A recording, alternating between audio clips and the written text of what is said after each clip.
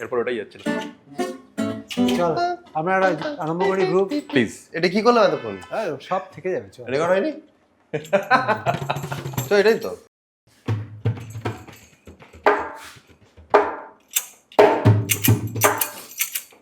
দিতেই হচ্ছে।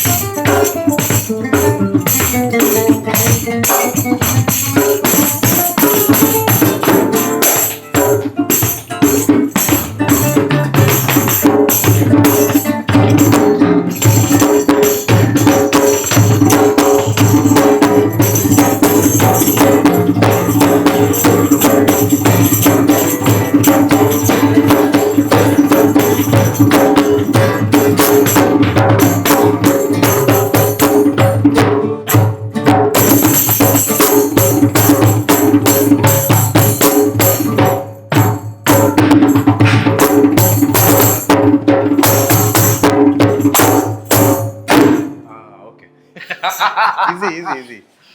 হ্যালো, নমস্কার, সত শ্রী আকাল, আদাব। আমি শুভেন চট্টোপাধ্যায়। আমার সাথে আজকে দুজন খুব স্পেশাল অতিথি, একজন ভেরি ভেরি স্পেশাল, একজন স্পেশাল, একজন নট সো স্পেশাল বাড়ির। জন পল ইজ ও একজন one of the finest guitar players of our country, matter of pride for all of আস। আমাদের বাড়ির ছেলে, ও এখন সারা বিশ্ব জয় করে বাজাচ্ছে। তুই এত ভালো বাজাচ্ছিস, তোর কাজ কারবার নিয়েই মেনলি এটা করব। আর তার সাথে জুটে গেছে আমার সন্তান সম্বিত। ওরা একসাথে গান বাজনা করে। সম্বিত ড্রামার এবং অনেকের সাথেই ও বাজাচ্ছে। এরা দুজনে একসাথে প্রচুর ব্যান্ডে বাজায়।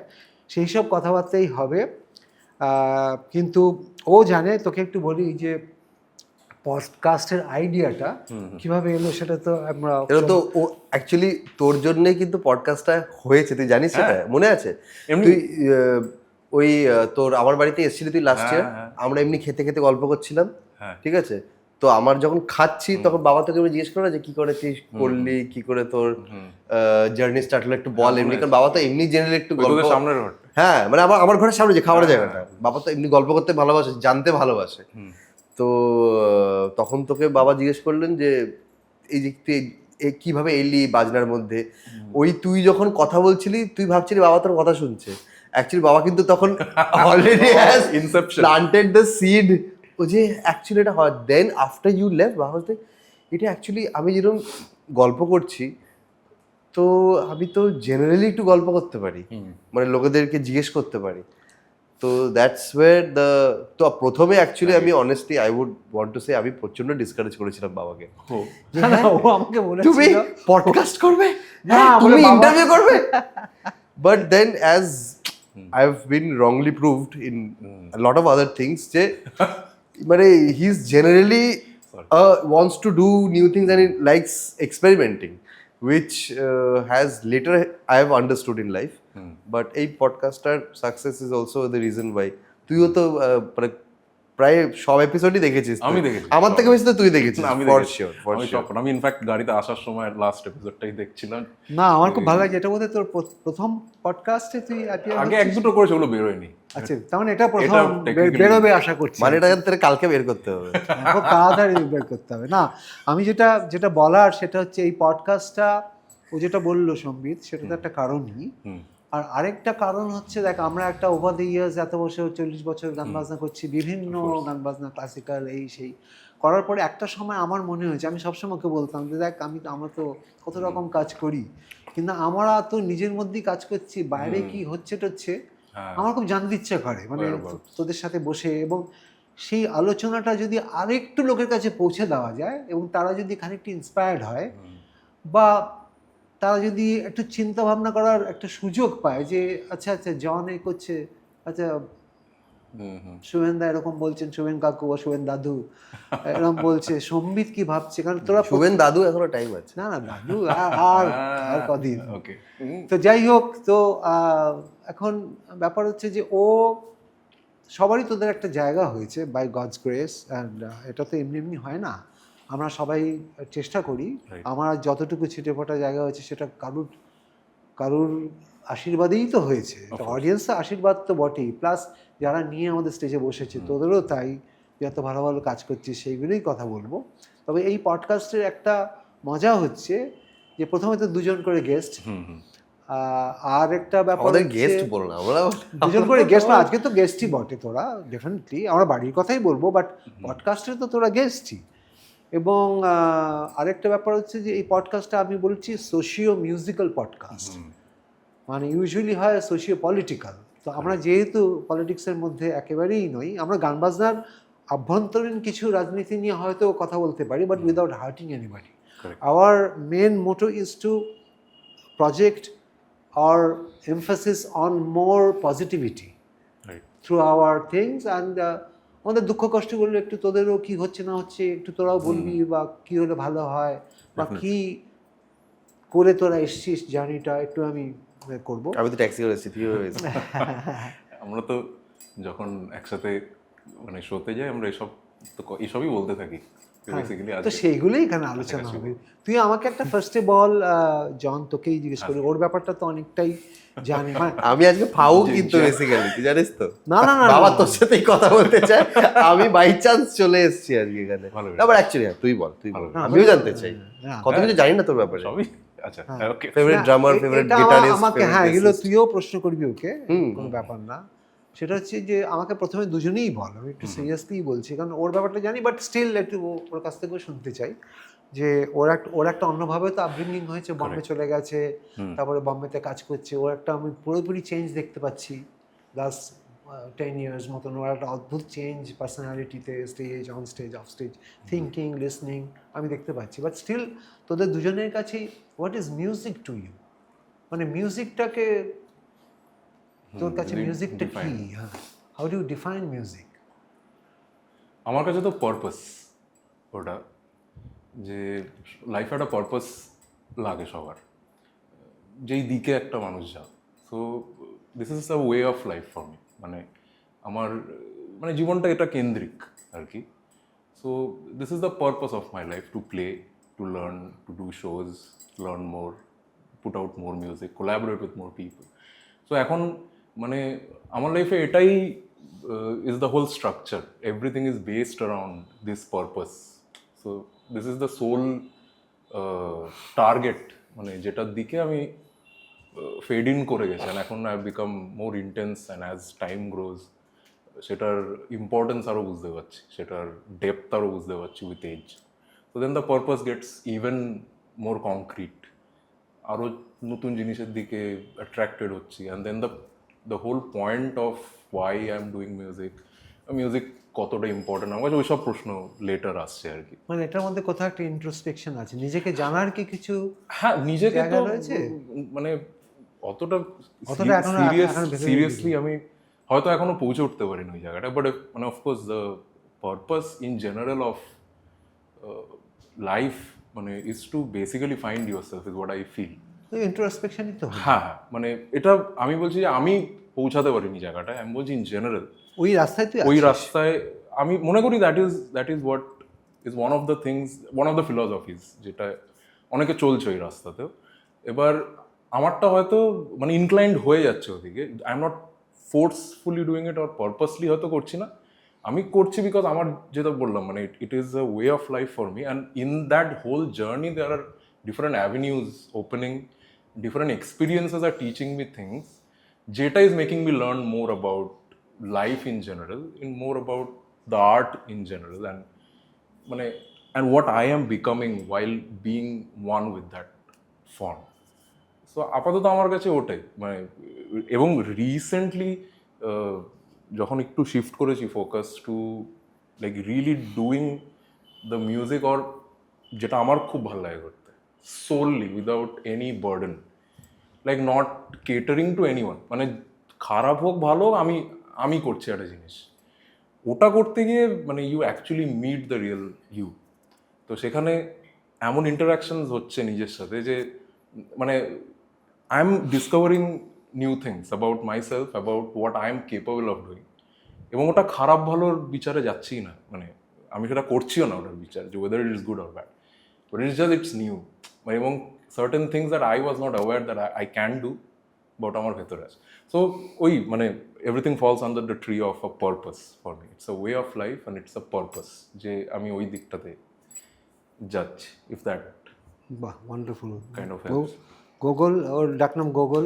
গোগল বল, তুমি সঙ্গীত আমি বাবা অ্যাকচুয়ালি মানে মানে আমি ওরাও ও বড় বলতে পারি, তুমি তো বড়ই, বাট আমি আপাতত ওরম করে খুব একটা মানে আমি জাস্ট ভালো লাগে বলেই, কারণ আমার যেরকম রান্না করতে তুমি জানো আমার খুব ভালো লাগে, আমার আমি সেটাই করি যেটা আমার ভালো লাগে। সম্বিত ইজ আ ওয়ান্ডারফুল কুক, মানে বম্বেতে ওর রিসেন্টলি এক মাসখানেক হবে বোধ হয়, যেখানে আমাদের ব্যান্ডটার একটা প্র্যাকটিস হচ্ছিল, তখন সম্বিত মাটন আর বাসন্তী পোলাও। আরে চিত্রাঙ্গদার জন্মদিনের দিন তুই এসেছিলি? আমি এসেছিলাম, এবং সেটা এতটাই ভালো হয় আমি জানি যে সেটা লেফট ওভার আমরা পরের দিন রিহার্সালে খেয়েছি, আমার বাবা গেছিলেন, বাবা খেয়েছে, এবং আমাদের খুব প্রিয় বন্ধু পুটাই রাহুল যে বেস বাজায় আমাদের সাথে, নিকিতার ব্যান্ডেও আর আমাদের সাথেও, amazing friend and bass player, ও এতটাই লেফট আউট ফিল করে, ওর জন্য ওকে আবার একটা রান্না করে আরেকটা দিন সবাইকে ডেকে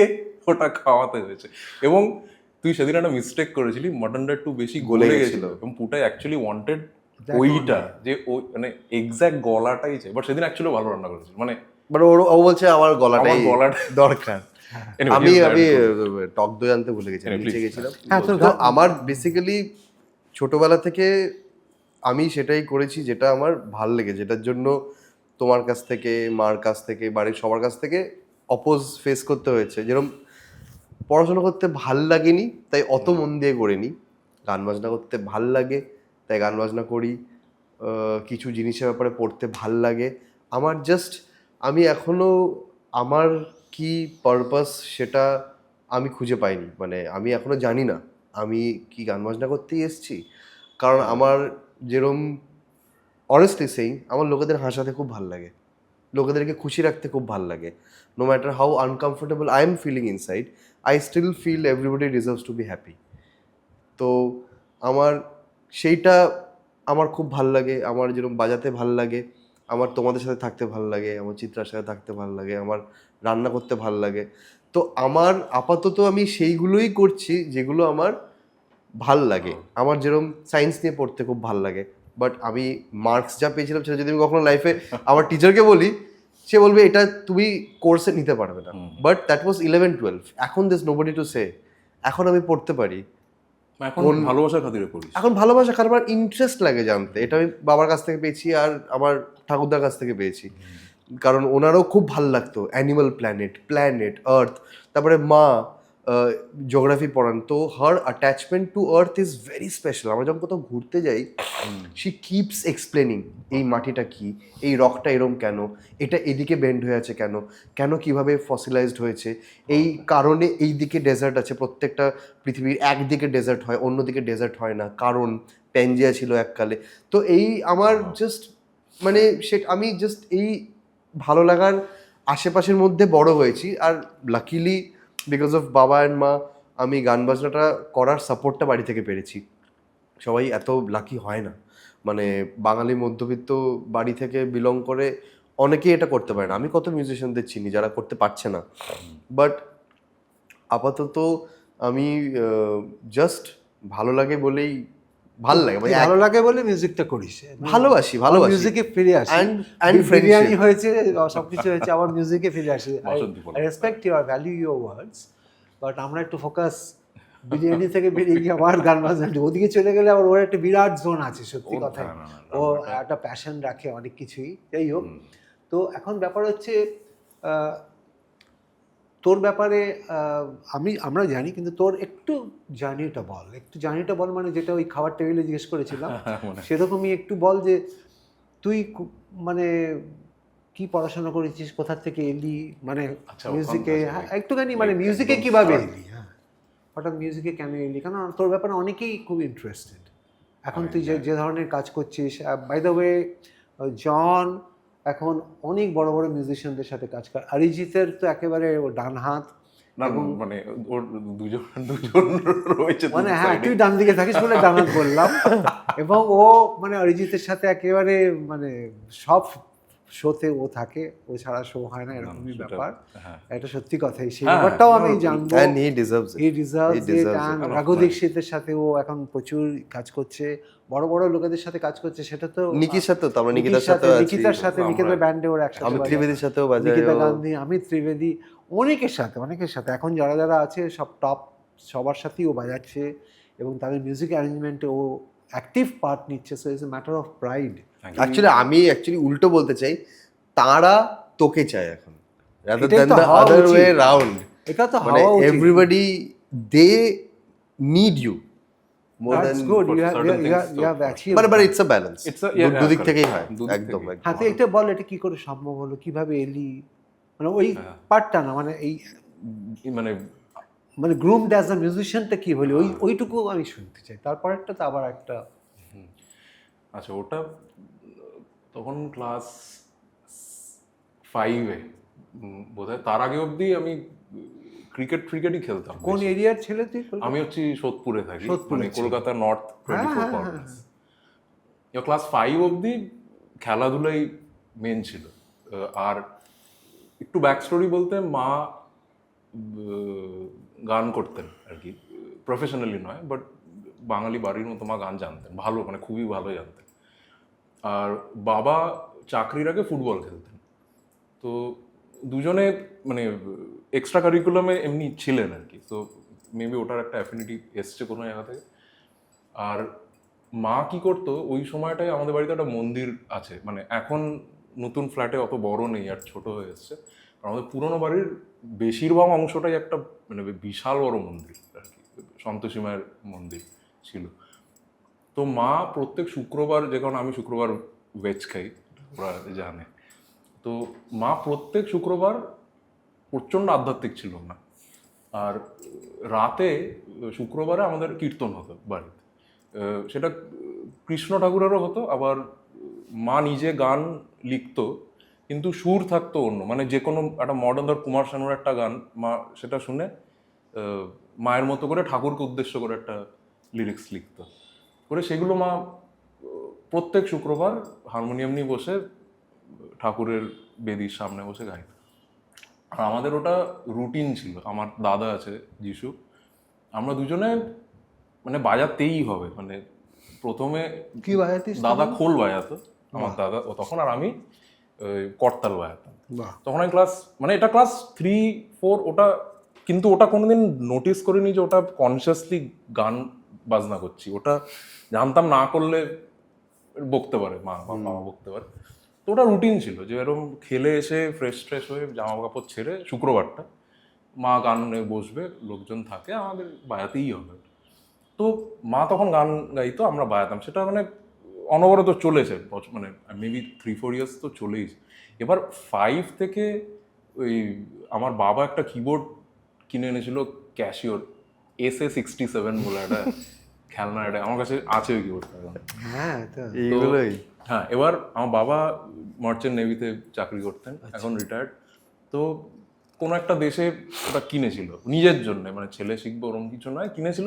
কিন্তু তখন তো চিঠির যুগ ছিল, তো বাবা ওরকম চিঠির সাথে একটা ছবি পাঠিয়েছে, আছে ছবিটা এখনো, বাবা হাফ প্যান্ট পরে কিবোর্ডটা বাজানোর চেষ্টা করছে, আর বাড়িতে চিঠি লিখে পাঠিয়েছে যে এখান থেকে রবীন্দ্রসঙ্গীতের যে স্বরলিপির বই হয় সেই বইটা পাঠাতে, যাতে বাবা মানে সাদা চাবিতে সা থেকে সা অবধি সি টু সিটা বাবা কোথাও থেকে জেনেছে, তো বলছে যদি স্বরলিপিটা আমি বুঝতে পারি অ্যাটলিস্ট প্রবাবলি মানে আমার ধারণা মেজর স্কেলের গানগুলো মোটামুটি ক্র্যাক করে দেবে।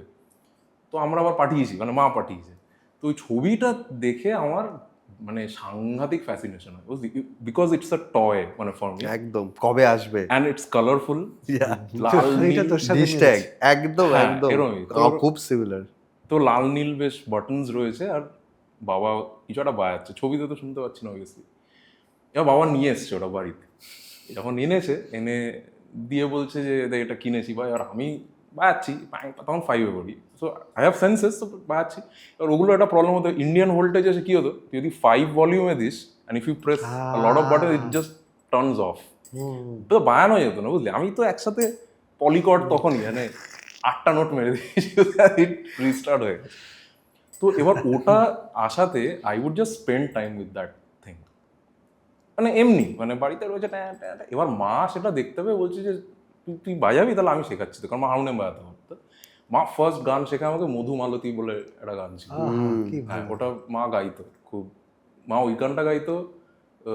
তারপরে একটা গান গাইতো, আমি তখনই কাঁদতাম শুনে, ওই ঘুমিয়েছিলাম না না, হ্যাঁ বাঁশবাগানের মাথার উপর, হ্যাঁ, দেখ আমি কি করে বলে দিলাম। কারেক্ট। আর হচ্ছে এটা কি ওই গানটা, ঘুমিয়েছিলাম মায়ের কোলে? না না না, এটা অন্য গান, আলাদা এটা না, এই বাঁশবাগানেরটাও এমন গাইতো। একটি ঝিনুক খুঁজে পেলাম না। হ্যাঁ বাঁশবাগানের, সরি এই না গান, না, ওটা হচ্ছে ও তোতা পাখি। ও তোতা পাখিরে, কারেক্ট, ও তোতা পাখিরে মনে মা আছে তো গাইতো। গানটা? হ্যাঁ আমার কিছুটা, ও তোতা পাখিরে চিকন খুলে উড়িয়ে দেবো মাকে যদি দিয়ে এনে দাও। তো ওই গানটা মা গাইতো, আমার তখন থেকেই গানটা শুনে খুব কষ্ট হতো, মানে খুব কষ্ট হতো। ওটা তো সেটা ওই কষ্ট, ওইটাই তো গান। ছোট তখন, আর মা গানটা গাইতো। আরেকটা গান গাইতো হচ্ছে ওই খেলিছ এ বিশ্ব আহা, লয়ে, বিরাট ও শিশু। ওটা তো আমাদের অনুপ জালোটাজি ওটাকে সুপার হিট করিয়েছিলেন, পরে সব জায়গায় গিয়েছে। আমি জাস্ট ওগুলো মায়ের মুখে শুনতাম, এবার ওই গানটা শুনে না আমার খুব ভয় লাগতো, বিরাট ও শিশু, মানে আমি আমার ইমাজিনেশন তখন there is a giant who's like giant জন করে giant baby who's walking on, বুঝলি, আমার মানে ইমেজেরই তখন। এনিওয়ে, তো মা মধুমালতী আমাকে ফার্স্ট শেখালো, আমি বাজাতাম মধুমালতী, এবং বাড়িতে কেউ এলে যা হয় একটু বাজি দেখাও, করতে করতে পাড়ায় অর্কেস্ট্রার যেরকম আসতো তখন, যে কিবোর্ড প্লেয়ারগুলো আসতো খুব ফ্যাসিনেটিং লাগতো দেখতে, যে এতগুলো মনে রাখছি কি করে, মানে white and black keys and is like playing so much, মানে তো কঠিন ব্যাপার। তো ওই একটা করতে করতে ফার্স্ট ডাইরেক্ট আমি কিবোর্ড শিখতে মা ভর্তি করিয়ে দিল ক্লাস 6। 1 বছর এইটা চলে 6-এ। আমার টিচার ছিল আমাদের বাড়ির থেকে লাইক 10 মিনিটস, বিকজ আমার বেশি দূর আমার যাওয়ার অনুমতি ছিল না, মা যেতে দেবে না, মা খুব প্রোটেক্টিভ ছিল আর কি। সাইকেল করে ওইটুকু 2 কিলোমিটারের মধ্যে যা হবে তাই, মানে এর বাইরে যাওয়া যাবে না, মানে কোনো। আর যেহেতু দাদা ছিল, মাকে দুজনকে দেখতে, তো বাবা বাইরে থাকতো, তো ওনার কাছে গিয়ে কট ফট মোটামুটি শিখেছি। উনিও স্বরলিপি দিয়ে রবীন্দ্রসঙ্গীত কিছু শিখিয়েছিল। এবার ওটা শিখতে শিখতে ব্যান্ড, বাংলা ব্যান্ড, তখন আমি বোধহয় 7-এ যখন বাংলা ব্যান্ডের মানে শুরু হয়ে গেছে that whole trend of Bengali music, মানে বিশাল শুনছি আর কি। আর বাবাও খুব গান বাজনা মানে প্রিয় লোক আর কি, তো ক্যাসেট কিনে আনছে, এই কিনে আনছে, শুনতে শুনতে তখন ভূমি শুনলাম। ভূমি শুনে ভূমির ওই দেখবে একটা গান ছিল পিছু পিছু বলে একটা গান আছে, আমার খুব হেভি লাগে গানটা। এবার সেটা বেশ মানে কিবোর্ডের হেভি জিনিস আছে। আর ভূমি যখন লাইভ হতো তখন আমি ঝুপ্পাদাকে দেখতাম। এবার ঝুপ্পাদা মানে is to be a very style icon for মানে দ্যাট হোল পনি, তখন পাঞ্জাবি পরা, and then his moves were like swag, বুঝলি। তো দেখে আমি তখন মাকে বললাম আমি এনার কাছে শিখবো, মানে আমি যাব। তো ঠিক কন্ট্যাক্ট করে ঝুপ্পাদার বাড়ি আমরা ঠিক করলাম যাবো, পূরবী সিনেমা হল, শিয়ালদায়। তো মা আমাকে শিয়ালদায় নিয়ে যাওয়া শুরু করলো, মা নিয়ে যেত তখন, আমাকে একা ছাড়বে না। ঝুপ্পাদা উপরের তলায় থাকতো, নিচে নেমে প্রত্যেকবার বলতো যে আর কাকিমা ওকে এবার একা ছাড়ুন, ক্লাস 8-এ উঠে গেছে না, আমি নিজেই আসবো। এসে পুরো বসে থাকতো, ঝুপ্পাদা ক্লাস করাতো, আমরা বাড়ি যেতাম। এবার ওটা শিখতে শিখতে প্যারালালি আমার আবার মানে স্কুলে সিডি পাচার হতো তখন খুব, হ্যাঁ। আমার একটা বন্ধু আমাকে একটা মিসেলেনিয়াস সংস বলে একটা সিডি দিল, যেটার মধ্যে কানিং স্টান্সের একটা মানে মেটালিকার কানিং স্টান্স বলে একটা কনসার্টের একটা গান ছিল, প্রবাবলি নাথিং এলস ম্যাটার্সই ছিল আর কি। তো ওটা ফার্স্ট এমনি সিডি চালিয়ে, তখন বাড়িতে নতুন কম্পিউটার আসছে আর কি, বাবা একটা কিনেছে Pentium 3 সিডি দিয়ে, ওটা দেখে একটা মনে হলো guitar is the real thing. মানে কিবোর্ড টিবোর্ড ঠিক আছে, বাট লাইক গিটারটা নিয়ে দাঁড়ালে মানে জেমস হেটফিল্ড ওর মধ্যে দাঁড়াচ্ছে, that is the real thing. মনে হলো গিটারটাই বাজাবো, মানে ওরম ভাবে দাঁড়িয়েই, মানে শুধু ওরম নয়, ওই ওই that whole aura of playing, মানে ওটাই করবো। কিন্তু মানে কিবোর্ডটা সিরিয়াসলি শিখছিলাম, মানে তখন স্টাফ নোটেশন ওইসব শিখিনি তখন, বাট গান টান ভালোই বাজাতে পারছি। ব্যান্ড হয়ে গেছে প্যারালালি, বাড়িতে রিহার্সাল হতো, আমার দাদা ড্রামস বাজাচ্ছে, পাড়ার 1-2 জন বন্ধুরা এসে গান গাইছে। স্কুলে ক্লাস 6-এ একটা ফার্স্ট শো করলাম, সেটা করার পর আমাদের পাড়ায় লোকেরা টুকটাক জানতে পেরে বললো দুর্গাপুজোর মণ্ডপের ঠাকুরের সামনে বাজাও। এবং তখন দুর্গাপুজো ওই পাড়ায় সব ক্যামেরাম্যানরা মানে প্রেস থেকে লোক এসছে, আমি বাজাচ্ছি, বলছে ভালো বাজা, আরো একটু ভালো করে বাজা, আর ভালো কি করে বাজা, মানে লাইক ওয়েটিং ফাস্টার, ওই মিমটা আরো ভালো। ওই শোটা হলো, ওটা প্রবাবলি 2nd অক্টোবর ছিল, ওই ইয়ারটা আমার মনে নেই, 2nd অক্টোবর শো হলো। তারপর দেখলাম এইটা, দেখে আমি গিটার শিখবো বলে ঠিক করলাম। তখন আমি ক্লাস 9-এ মোটামুটি পড়ি। তখন আমি ফার্স্ট গেলাম হচ্ছে গিটার শিখতে, first like the very first হচ্ছে বিপ্লব স্যার, মানে বিপ্লব সিং, হ্যাঁ বিপ্লব, হ্যাঁ যিনি নাইলন। এবার তখন বিপ্লব স্যার থাকতেন একান্ত। মোড়ে, মানে একান্ত সিং। তো উনি তখন থাকতেন সিতির মোড়, মানে আমার বাড়ির এরিয়া ওই ওই সাইডটা। এবং তখন he use to like really belt on like electric guitar, মানে he was in that rock guitar player zone. তো আমাকে মানে খবর পেয়ে গেছিলাম বাড়িতে, গিয়ে ওখানে ইলেকট্রিক গিটার ওই স্টার্ট করেছি আর কি শেখা টুকটাক। শিখতে শিখতে I was playing keyboards and guitar, মানে একসাথে।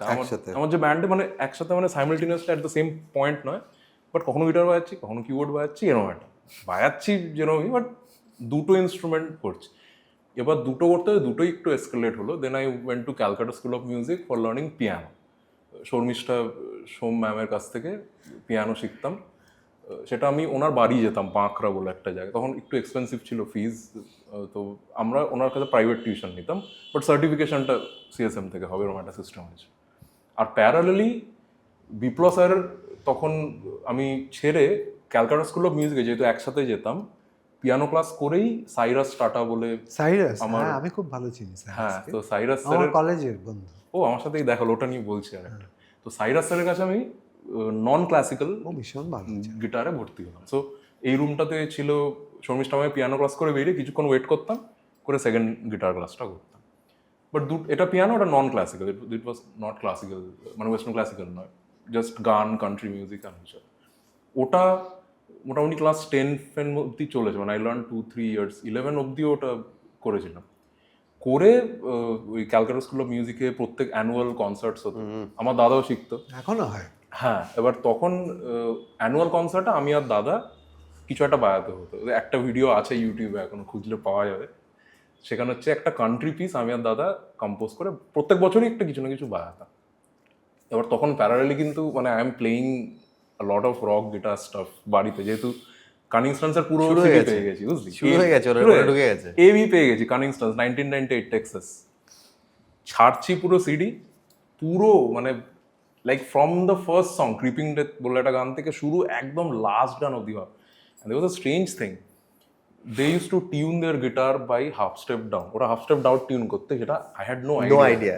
So এক বাচ্চা না কেন, এবার ওদের হাত দেখে দেখে, হাতটা দেখে ট্যাব এটা আমারও হয়েছে না, লিঙ্কিন পার্কের সাথেই হয়েছে। কারেক্ট, হাত মিলছে না, হাত তো মিলছে না। আমি তো একই জায়গায় রেখেছি 1 2 3 1 2 3। But the best part about ignorance is such a bliss at times. I would actually find out difficult new shapes. Ways to play the same thing. এবং ওটা কঠিন কিন্তু, মানে if I don't remember much, but if I look back this are difficult things. But ওটা তো গিটারটা টিউনটা আছে অন্য জায়গায়, হাফ টোন ওপরে আছে, সেটাকে মানে অ্যাডজাস্ট করা যাচ্ছে। এন্টার স্যান্ডম্যান বলে গানটা যদি হাফ স্টেপ ডাউন কেউ স্ট্যান্ডার্ড টিউনে বাজে, it's going to B crazy, মানে একটা অদ্ভুত জিনিস তৈরি হবে। তো তখন এটা করছিলাম, আর প্যারালালি এই 2-3টে জিনিস শিখছিলাম। করতে করতে যখন মোটামুটি 12 মানে ক্রস করেছি, তখন আমার একটা ব্যান্ড রয়েছে অ্যাটলাস বলে, যেখানে আমি গান গাইতাম গিটার বাজিয়ে। আমার আরো 3জন আমার সাথে ছিল, মানে দুটো গিটার, আমি vocals. Side by side band form করে ব্যান্ড হয়ে ফেলেছিস গেছে, তখন কম্পিটিশন হতো, তখন ওর সাথে দেখা টাকা হচ্ছে টুকটাক কম্পিটিশনে। 12 এটার কথা বলছি, স্কুলের ব্যান্ড না মানে স্কুল টাইমের ব্যান্ড, বাট হ্যাঁ মানে পাড়ার পাড়ার বলতে পারো। সিতির মধ্যে থেকে একটা ছেলে, বেলগুড়া থেকে একজন, আমার দাদার রাউন্ড হয়। তো একটা 4 পিস মানে পুরো মেটালিকারই রেপ্লিকা ছিল ওটা। মানে আমরা ও ধরে দাঁড়াতো, কথা বলতো ওভাবে, আমি দাঁড়াতাম, কথা বলতাম, গান গাইতো ওভাবে। আমার কাছে এখনো যা আর্কাইভসে যা ভিডিও আছে, মানে জেমস হেটফিল্ড বলে লোকটার, মানে সে অকল্পনীয় ব্যাপার। মানে আমি সব কিছু কপি করতাম। এনিওয়ে, তো এই ব্যান্ডটা ছিল, আর আমি শিখছিলাম তখন প্যারালালি ক্যালকাটা স্কুল মিউজিকে সাইরাস স্যারের কাছে শিখলাম। ব্যান্ডটা চলছে, আর কলেজ তখন ঢুকলাম আর কি, 12টা ক্রস করে। এবার পড়াশোনা খুব একটা মনে হচ্ছে ইংলিশ অনার্স নিয়ে পড়ছিলাম, বাট যেতাম না কলেজে, ওই আমাদের ডানলপে ব্রহ্মানন্দ কেশবচন্দ্র কলেজে। এবং কাউকে আমি বলতে পছন্দ করতাম না যে আমি কিছু বাজাই, বিকজ এবার unwanted attention always is to turn me of. এবং জানতে না কে কোথার থেকে একটা জেনেছে, সে অ্যানুয়াল ফাংশনে বা এত আরও যেতাম না কলেজ তখন, মানে মোর রিজন নট টু গো আর কি, যাবোই না কলেজে। কারণ গেলে টিচার ডেকে বলছে একটু বাজা, স্কুলে সব হয়েছে অনেক। তখন ফার্স্ট এটা করতে করতে, মানে এটা স্ট্যান্ডার্ড চলছিল, মানে ব্যান্ড চলছে, but there wasn't a spike, মানে it was a uniform thing. তখন ওই রক অন বলে শোটা ফার্স্ট হলো, আমি প্রবলি ফার্স্ট ইয়ারে পড়ি তখন, সবমিতে, যেখানে আমার সম্বিতের সাথে। ও তো রকানে তোদের সাথে আর দুজনে হ্যাঁ, দেখা, ওটা প্রথম এয়ারপোর্টে। বাহ, তো ওই রক অন শোটায় আমরা, এটা জানতাম না আমি। হ্যাঁ, রক অন শোটায় আমাদের কলকাতা থেকে যারা সিলেক্ট হয়েছিল, প্রত্যেক শহর থেকে হয়েছিল, কলকাতা থেকে আমরা 11 জন প্রবাবলি সিলেক্ট হয়েছিলাম, যার মধ্যে ও ছিল, আমি ছিলাম, আমাদের আরো কিছু বন্ধু বান্ধব ছিল। এয়ারপোর্টে আমার ওর সাথে দেখা হয়। অডিশনে ফার্স্ট দেখা হয়েছিল? হ্যাঁ, audition, but we never spoke that. হ্যাঁ, কথা হয়নি। এয়ারপোর্টে আমার মনে আছে, আমি যখন ফ্লাইটে, আমার মেমোরি আছে, ফ্লাইটে বসেছি তখন, মেমোরি আমার কি মেমোরি তো একটু কম আছে। এবার আমরা যখন বসেছি তখন তুই আমার প্যারালাল সিট থেকে কিছু একটা জিজ্ঞেস করেছে, আমি খুব সংক্ষেপে উত্তর দিয়েছি, এরকম দিই, is a man of less words, এরকম একটা ক্যাপশন দিয়েছিল আর কি। তারপর দেখলাম একটা ডাবল বেস পেডাল নিয়ে গেছিলি তুই, ভেঙে গেছে ওটা। ওর ব্যাপারটার সাথে তোর ব্যাপার একটু মিলছে, তারপর আমরা আবার হ্যাঁ, যাবো। আমার সেটা তুই যে বললি তোর বাবা ওই ওইটা, হ্যাঁ, ক্যাসিও টাইপের একটা জিনিস নিয়ে এসেছিলেন, ওকেও আমি ছোটবেলায় যখন, মানে আমি তো ডেফিনেটলি চাইতাম যে আমার ছেলে যদি বাজায়, আমি কোনো প্রেশার করিনি, কিন্তু ভাবছিলাম যে যদি রিদমে আসে। প্রেশার করিনি মানে? আমি তো কি শুনলাম একটা আমি। না না না, কিন্তু আমি আস্তে আস্তে একটুখানি চেষ্টা করছিলাম যে ওর খেলার জায়গায় যদি ছোট তবলা দিয়ে দেওয়া যায়, সেটা আমি প্রেশার করিনি কিন্তু, একটা সাবকনশিয়াসলি একটা স্পেশালি ডিজাইনড তবলা বানানো হয়েছিল ছোট্ট, মানে ওটা নিয়ে খেলে, হ্যাঁ ওটা নিয়ে খেলে, বাজায়। প্রেশার করিনি কিন্তু। তো সেটা বাজাচ্ছে, আবার দেখলাম যে এটা বাজাচ্ছে, এটাতে হচ্ছে, কিন্তু আর ইন্টারেস্ট ওরকম হচ্ছে না। তখন আমাদের ফিউশন ব্যান্ডে আমার মনে হয়েছিল, কারণ আমি নানা রকম এক্সপেরিমেন্ট করতাম তবলা নিয়ে। আমি ধর এটা বলছি তোর ওই 87-88, মানে যখন এক বছর 1.5 বছর ব্যান্ডটা হয়েছে আমাদের, কারমা যখন হয়েছে, আমার মনে হচ্ছে রিদম আমি বাজাচ্ছি ঠিক আছে, কিন্তু আমার ঘাড়ে পুরো পড়ে যাচ্ছে, মানে আমি তবলাটা, তখন মলয় কাকু আসেনি, তখন ড্রামস নেই, মানে আমি বাজাচ্ছি, আর আমি এটার বদলে আমি একটা ঢোলকে উল্টো করে ওই থাপটা বাজাতাম, থাপ থাপ, ওটা ওই আওয়াজ। কিন্তু আমার মনে হচ্ছে একটা ধিস দরকার, বুঝেছিস, মানে সবাই এত পাওয়ারফুল, মানে ওদিকে লু হিল্টের মতো একটা বেস প্লেয়ার, এদিকে রানা রয়ের মতো একটা গিটার প্লেয়ার, রেগে হচ্ছে, কিন্তু একটা যদি ঠাস ঠাস হয়, ঠিক চাক এইটা পাচ্ছি না। তো জার্মানিতে আমার মনে আছে একবার ট্যুর করছিলাম, আর দোকানে এরকম একটা দেখলাম, এরকম একটা রিদম প্যাড ওরকম টাইপের একটা দেখলাম, ইয়ামাহা। তো আমি ওরকম একটা কিনে বাড়িতে দেখলাম যে ওরকম অনেকগুলো প্যাড রয়েছে, প্যাডে বাজালে বেশ ঢিস ঢাস আওয়াজ হচ্ছে। বাট অক্টোপ্যাড না কিন্তু, হ্যাঁ অক্টোপ্যাড না, ইটস এ ড্রাম মেশিন।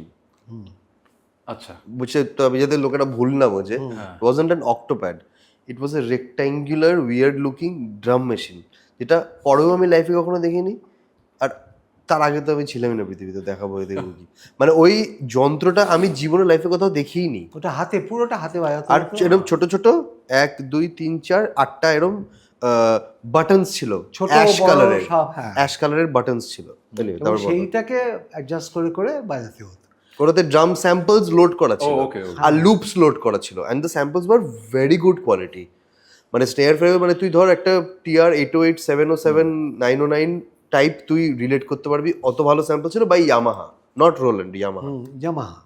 এবার সেইটা যখন আমরা রিহার্সাল করতাম, মাঝে মাঝে রিহার্সালে আসতে বসে থাকতো, বাবা ওটা কি, আমি দেখলাম তবলার দিকে মন নেই, ওইটার দিকে মন, বাবা ওটা কি ওটা কি, আমি তখন মুখে বলেছিলাম নাম, আমি ওটা ঢিস ট্যাক। এবার সেইটা ওর হয়ে গেল ঢিস ট্যাক, বলে বাবা আমি তখন আমার 1-1.5 বছর, হ্যাঁ 2-3 বছর, 1-1.5 বছর না, তখন 3-4 বছর আর কি, পরের দিকে, মানে এটা বলছি যে আমাদের রিহার্সাল তো করছি তখন, তারপরে ও জন্মালো, এবং তখন আমি ওটা কিন্তু ফুল ফ্লেজেড ইউজ করছি।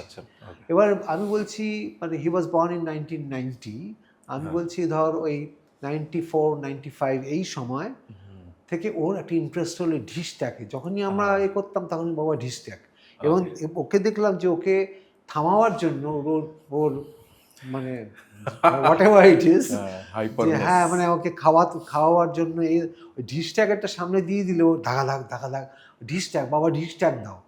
তো এখানে খানিকটা তোর সাথে ওর অদ্ভুত মিল আমি পেলাম বলে বললাম। তারপরে তো ওর একটা জার্নি হলো। তুই আমাকে একটা জিনিস বল যে এইটা অব্দি তো বুঝলাম জার্নি হয়ে গেল, ঠিক আছে, না মানে সেটা তো আসবে, কিন্তু মানে একটা জায়গায় এলো আর কি, আমি সেটা বলছি।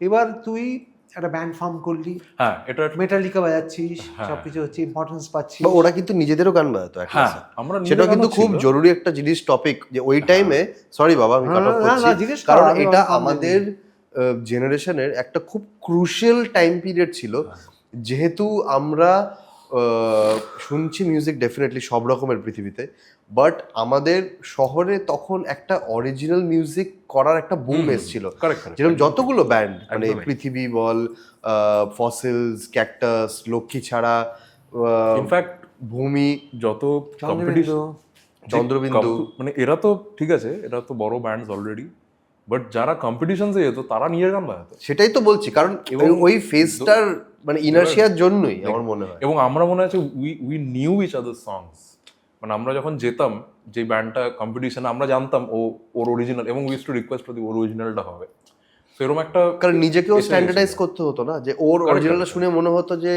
প্র্যাকটিস করা শুনতিস, হ্যাঁ মুখস্থ ছিল, মানে কারণ একই লোক তো যাচ্ছিস, ওই যে সিজনটা আসতো ডিসেম্বরের দিকটা, শীতকালের সিজন, তো সেখানে অনেক রকমের হতো, মানে মিউজিক ওয়ার্ল্ড করতো, টাইমস অফ ইন্ডিয়া করতো, স্টেটসম্যান করতো, টেলিগ্রাফ করতো, হ্যাঁ কলেজ ফেস্ট হতো, যাদবপুরে হতো, জেভিয়ার্সে হতো, তারপরে IITs গুলো হতো, খড়গপুরে হতো। তো এই সবের জন্য বেসিক্যালি আমাদের এখন মানে অরিজিনাল মিউজিক করার এই বুমটাই, বুস্টটা অনেকটা ওই কম্পিটিশন ফেজে, মানে আমার যত বন্ধু এখন সবাই সাথে কিন্তু আমার ওই টাইমেই দেখা হয়েছে, একদম, মানে পুটাই বল, মানে পুটাইয়ের সাথেও ও ক্রিস্টাল ক্লাসে বাজাচ্ছে, মানে ও স্পাঙ্কে বাজাচ্ছে, কিন্তু ওদের সাথে দেখা হচ্ছে, রনর সাথে দেখা হওয়া কম্পিটিশনে, মানে শত বন্ধু মিউজিশিয়ান সবার সাথে দেখা হওয়া, সবার সাথেই কম্পিটিশনসেই দেখা হচ্ছে। মানে আমাদের যে ব্যান্ড ছিল নেমেসিস, আমরা তখন কম্পিটিশনস গিয়ে বাজাতাম, আর বাড়ি ফিরে এটাই ডিসকাস করতাম যে মানে কারুর কিন্তু লাকিলি ওই ডিসকাশনটা ছিলাম না যে আমাদের RHCPর গানটা তুলতে হবে, ভালো করে এটা তোল, ওটাতে ইন্টারেস্টেডই নই আমরা, ওটা পার্সোনাল স্কিল বাড়ানোর জন্য খুব ইম্পর্টেন্ট ছিল।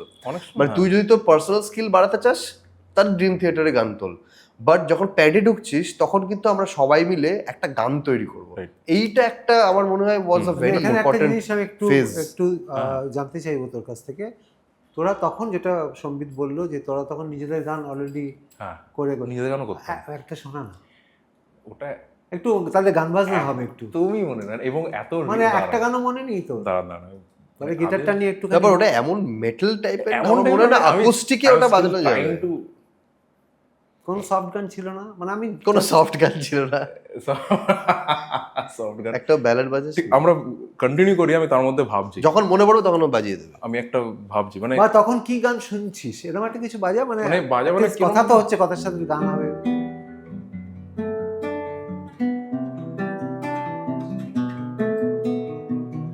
এর উপর পুরো গান,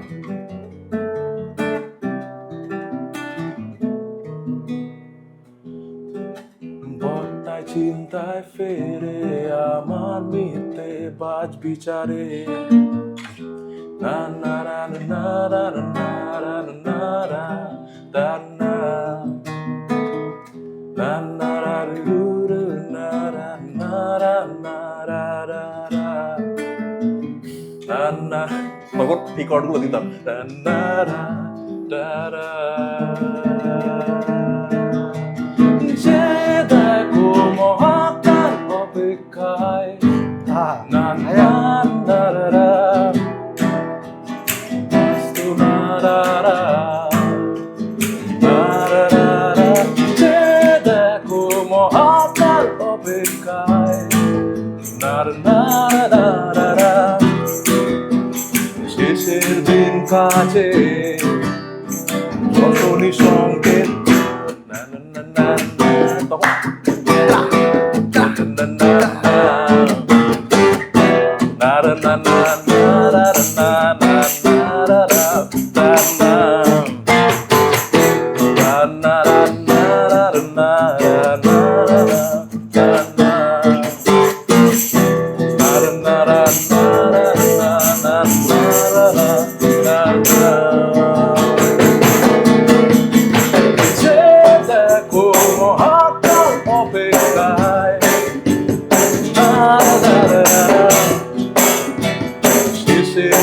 কাছে অশনি সংকেত দেখো মহাকাল অপেক্ষায়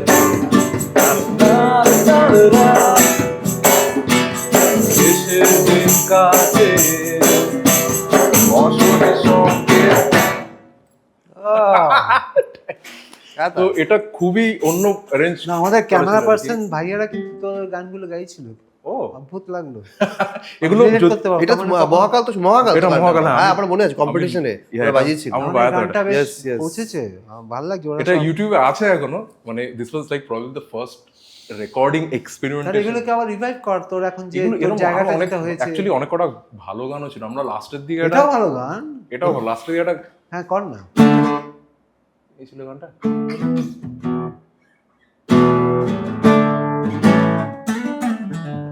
ওটা মনে পড়ছে না গানটা, বাট আমি ওটা মাথায় রাখছি, মানে শোয়ের মাঝখানে আমি করবো এই গানটা। হ্যাঁ, তো that was the last song that we did, and মানে অ্যাকর্ডিং টু মি একটু ক্রিটিক্যাল সবাই ছিল ওই সময়টা। আমরা খুব মানে কেমন করছে নিজের গান, যখন শুনি নিজের গানগুলো, তো প্রবাবলি ওই সময়টায় যখন এই গানটা তৈরি করি আই ফেল্ট মানে একটু ম্যাচুরিটি এসছে in terms of composition, in terms of arrangement. আর নিজের অরিজিনাল বাকিদের অরিজিনাল শুনে অরিজিনাল চেঞ্জ হয়ে যেত।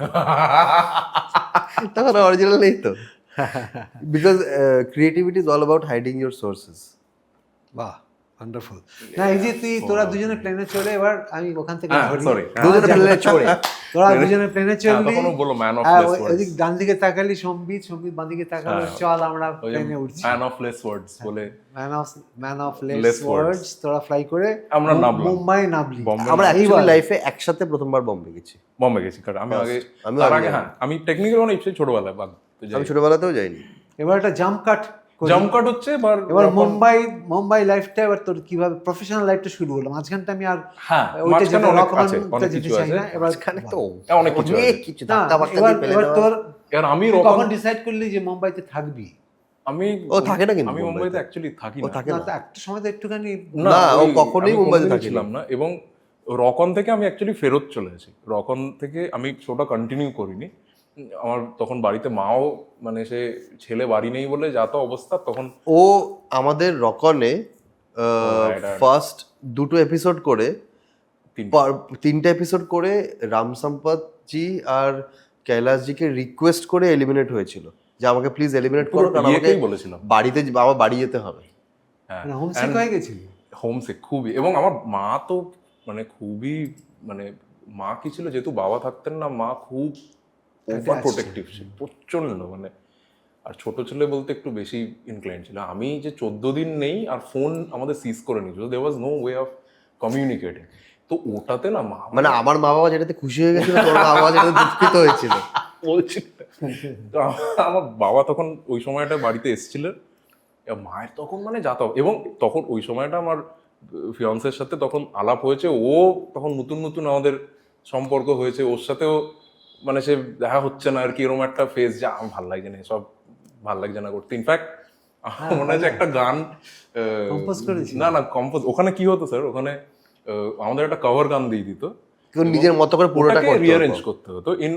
স্টিপুলেটেড টাইম, মানে 3 ঘন্টা 4 ঘন্টা একটা রুমে একটা টিভি দিত আর ওই গানটার অ্যাক্সেস দিয়ে দিত, you can listen to the song, only that song, Only that আর song. কিচ্ছু করতে পারবে না। অ্যান্ড ইনস্ট্রুমেন্টস থাকতো এবং আননেসেসারি কুরকুরে থাকতো, যেটা খেয়ে মানে পাগল হয়ে গেছিলাম, সিক হয়ে গেছিলাম আমরা। হ্যাঁ, আমাদের প্রচুর মানে কুরকুরে। কুরকুরে অ্যাভারশন হয়ে গেছিল। ওটা মানে আই স্টিল আমি এখনো খেতে পারি না, কুরকুরে জানিস, দেখলে কুরকুরে। আমার গাফা গুলি ওঠে, বিকজ আমরা এক্সেসিভ কুরকুরে গেছি তখন। ওই Mad Angles, ম্যাড ভাই, অ্যাঙ্গেলস ছেড়েই দে। তো তখন মনে হচ্ছে লাস্ট এপিসোড এখানে গেন্দা ফুল বলে একটা গান আমরা রিঅ্যারেঞ্জ করেছিলাম, আর আমি জ্যারেড বলে একটা ভোকালিস্ট ছিল, আর মনে আছে জ্যারেড? আমরা অডিয়েন্সের ভিডিওতে দেখবি আমরা কাঁদছি, কারণ আমরা জানি তুই গিয়ে জাজকে বলে দিয়েছিস তোকে এলিমিনেট করতে। সিনেমা ও বাজাচ্ছে আর আমরা অডিয়েন্স বসে কাঁদছি যে কি ফালতু ছেলে যে এলিমিনেট হবে, যেটা বাজে বাজা, আমি ব্যাক ভালো বাজি এলিমিনেট না হচ্ছে। না না, this is the twist, now I will tell you the back story. তো জ্যারেড বলে একটা ছেলে ছিল, আকাশদীপ গগৈ, জ্যারেড ডায়াস, আকাশদীপ গগৈ বলে বেস প্লেয়ার, আসাম থেকে দারুণ বাজে। ড্রামসে ছিল, ড্রামসে কে ছিল? ওই নর্থের ছেলেটা ফর্সা মতো লম্বা মতো, আঙ্কুর, আই থিঙ্ক আঙ্কুর ছিল, হ্যাঁ। আমি ছিলাম গিটারে। তো 4 পিস ব্যান্ড, আমরা গেন্দা ফুলের একটা রক ভার্সন করেছিলাম আর কি। গেন্দা ফুল, ও গেন্দা ফুল, ও এরকম একটা ভার্সন হয়েছে। এবার যেখানে আমার মানে লাইন ফেন্ড হয়েছে, মানে দেলিবেলি টাইপের একটা, বুঝলি? আমি জ্যারেডকে গিয়ে বললাম যে ভাই मुझे नहीं रहना है, मुझे वापस जाना है घर। बोलছে मतलब कैसे? আমি বলছি कैन यू टेल द जजेस और द टीम मेंबर এটা MTV rock on show rock on ভেতর, হ্যাঁ ও মাই গড, বলছি যে go and tell them that John is not well mentally, like he has lost it, he is like not sane anymore, he needs to be sent home immediately। বলছে bro ये मैं नहीं कर सकता, like I can't do that। তো क्या करो अभी? যাকেই গিয়ে বলছি সে বলছে যে এরকম এক্সট্রিম কিছু করতে পারবো না। আমি বলছি আমি এবার ভুল ভাই, and I will play bad step। এবার তুই বিশ্বাস কর, if you see that video, মানে ভুল মানে কি বুঝতে পারলাম যে একটা বডি দিয়ে না একটা মাসল থেকে একটা মিউজিক হয়, হ্যাঁ একদম। I actually couldn't play that wrong, That bad also। মানে I played some slurs which were out of place, মানে কেমন মানে maybe this much, and that performance was even better। মানে দেখছি জাজ ফাজ দাঁড়িয়ে পড়ে বলছে বিশাল পারফরমেন্স হয়েছে, আমার আলাদা না, মানে ইন জেনারেল জানি আমি, যে হেভি লাগছে শুনতে। এত বাড়ি যাওয়ার চান্স আরোই গেল আমার, মানে হাউ ডু আই গো। এবার মানে বলছে আমি মাথা নিচু করে দেখবি, এরকম ভাবে দাঁড়িয়ে রয়েছে। নিখিল চিনাপ্পা বলছে যে জন তোমার হেভি লাগছে, তোমার স্টাইল, তুমি যেভাবে জানো। আরে আমি তো চেষ্টা করছি, খারাপ লাগে। তারপরের ফেসটা বল যে কিভাবে। এবার আমি বাড়ি চলে এসেছি এবং এসে প্রথম বেশ কিছুদিন ভালো লেগেছে যে এসে গেছি, কিন্তু বাড়িতে থাকতে থাকতে এবার একটু মিসই করছিলাম যে আরে বেশ হেভি ছিল। তো চলে এলাম বাড়ি, এবং যত দিন যাচ্ছে আমি দেখলাম যে everybody, most of the good musicians, they somehow found out some avenues and they started working also. আমাদের বেশ কিছু ভালো musician, they got placed or probably got picked up also. কোথায়? ইন বম্বে? বম্বেতে। তন্ময় মিকার সাথে বাজাতে শুরু করলো, নির্দোষ বলে একটা গিটার প্লেয়ার সোনা ম্যামের সাথে, রাম স্যারের সাথে বাজাতে, কোক স্টুডিও ওরা বাজাতে শুরু করলো। Naitik got picked up by I think কৈলাসজি আর কোথাও প্রকাশন বাজাচ্ছিল। অনেকে, মানে Akashdeep got picked up somewhere, মানে picked up as in or they joint কিছু একটা। এখন ভাবছি আর আমি তো তাহলে কোনো একটা ব্যান্ডে ঢুকে যেতে পারতাম, ভালোই। তখন কলেজ, এবার আমি এখানে এসে তখন একটা অন্য স্ট্রাগল স্টার্ট হয়েছে। তখন কলেজ শেষ হয়ে গেছে? না, তখন তো সেকেন্ড ইয়ার। তখন এখানে এসে এবার একটা মানে টাকা পয়সার টান, মানে এবার একটা আয়ের রাস্তা বার করতে হবে, বাবা রিটায়ার করবে ভাব। তখন সে প্রথম একটা চাকরি করলাম লিঙ্ক পেন, মানে ইয়ে করার, ওটা হচ্ছে ওরম ঠিক নয়, মানে স্কুলে একটা এজেন্সি ছিল যারা আমাদেরকে স্কুলে পাঠাতো কুইজ কন্ডাক্ট করার জন্য, করলে পেন প্রাইজে দিতে হবে।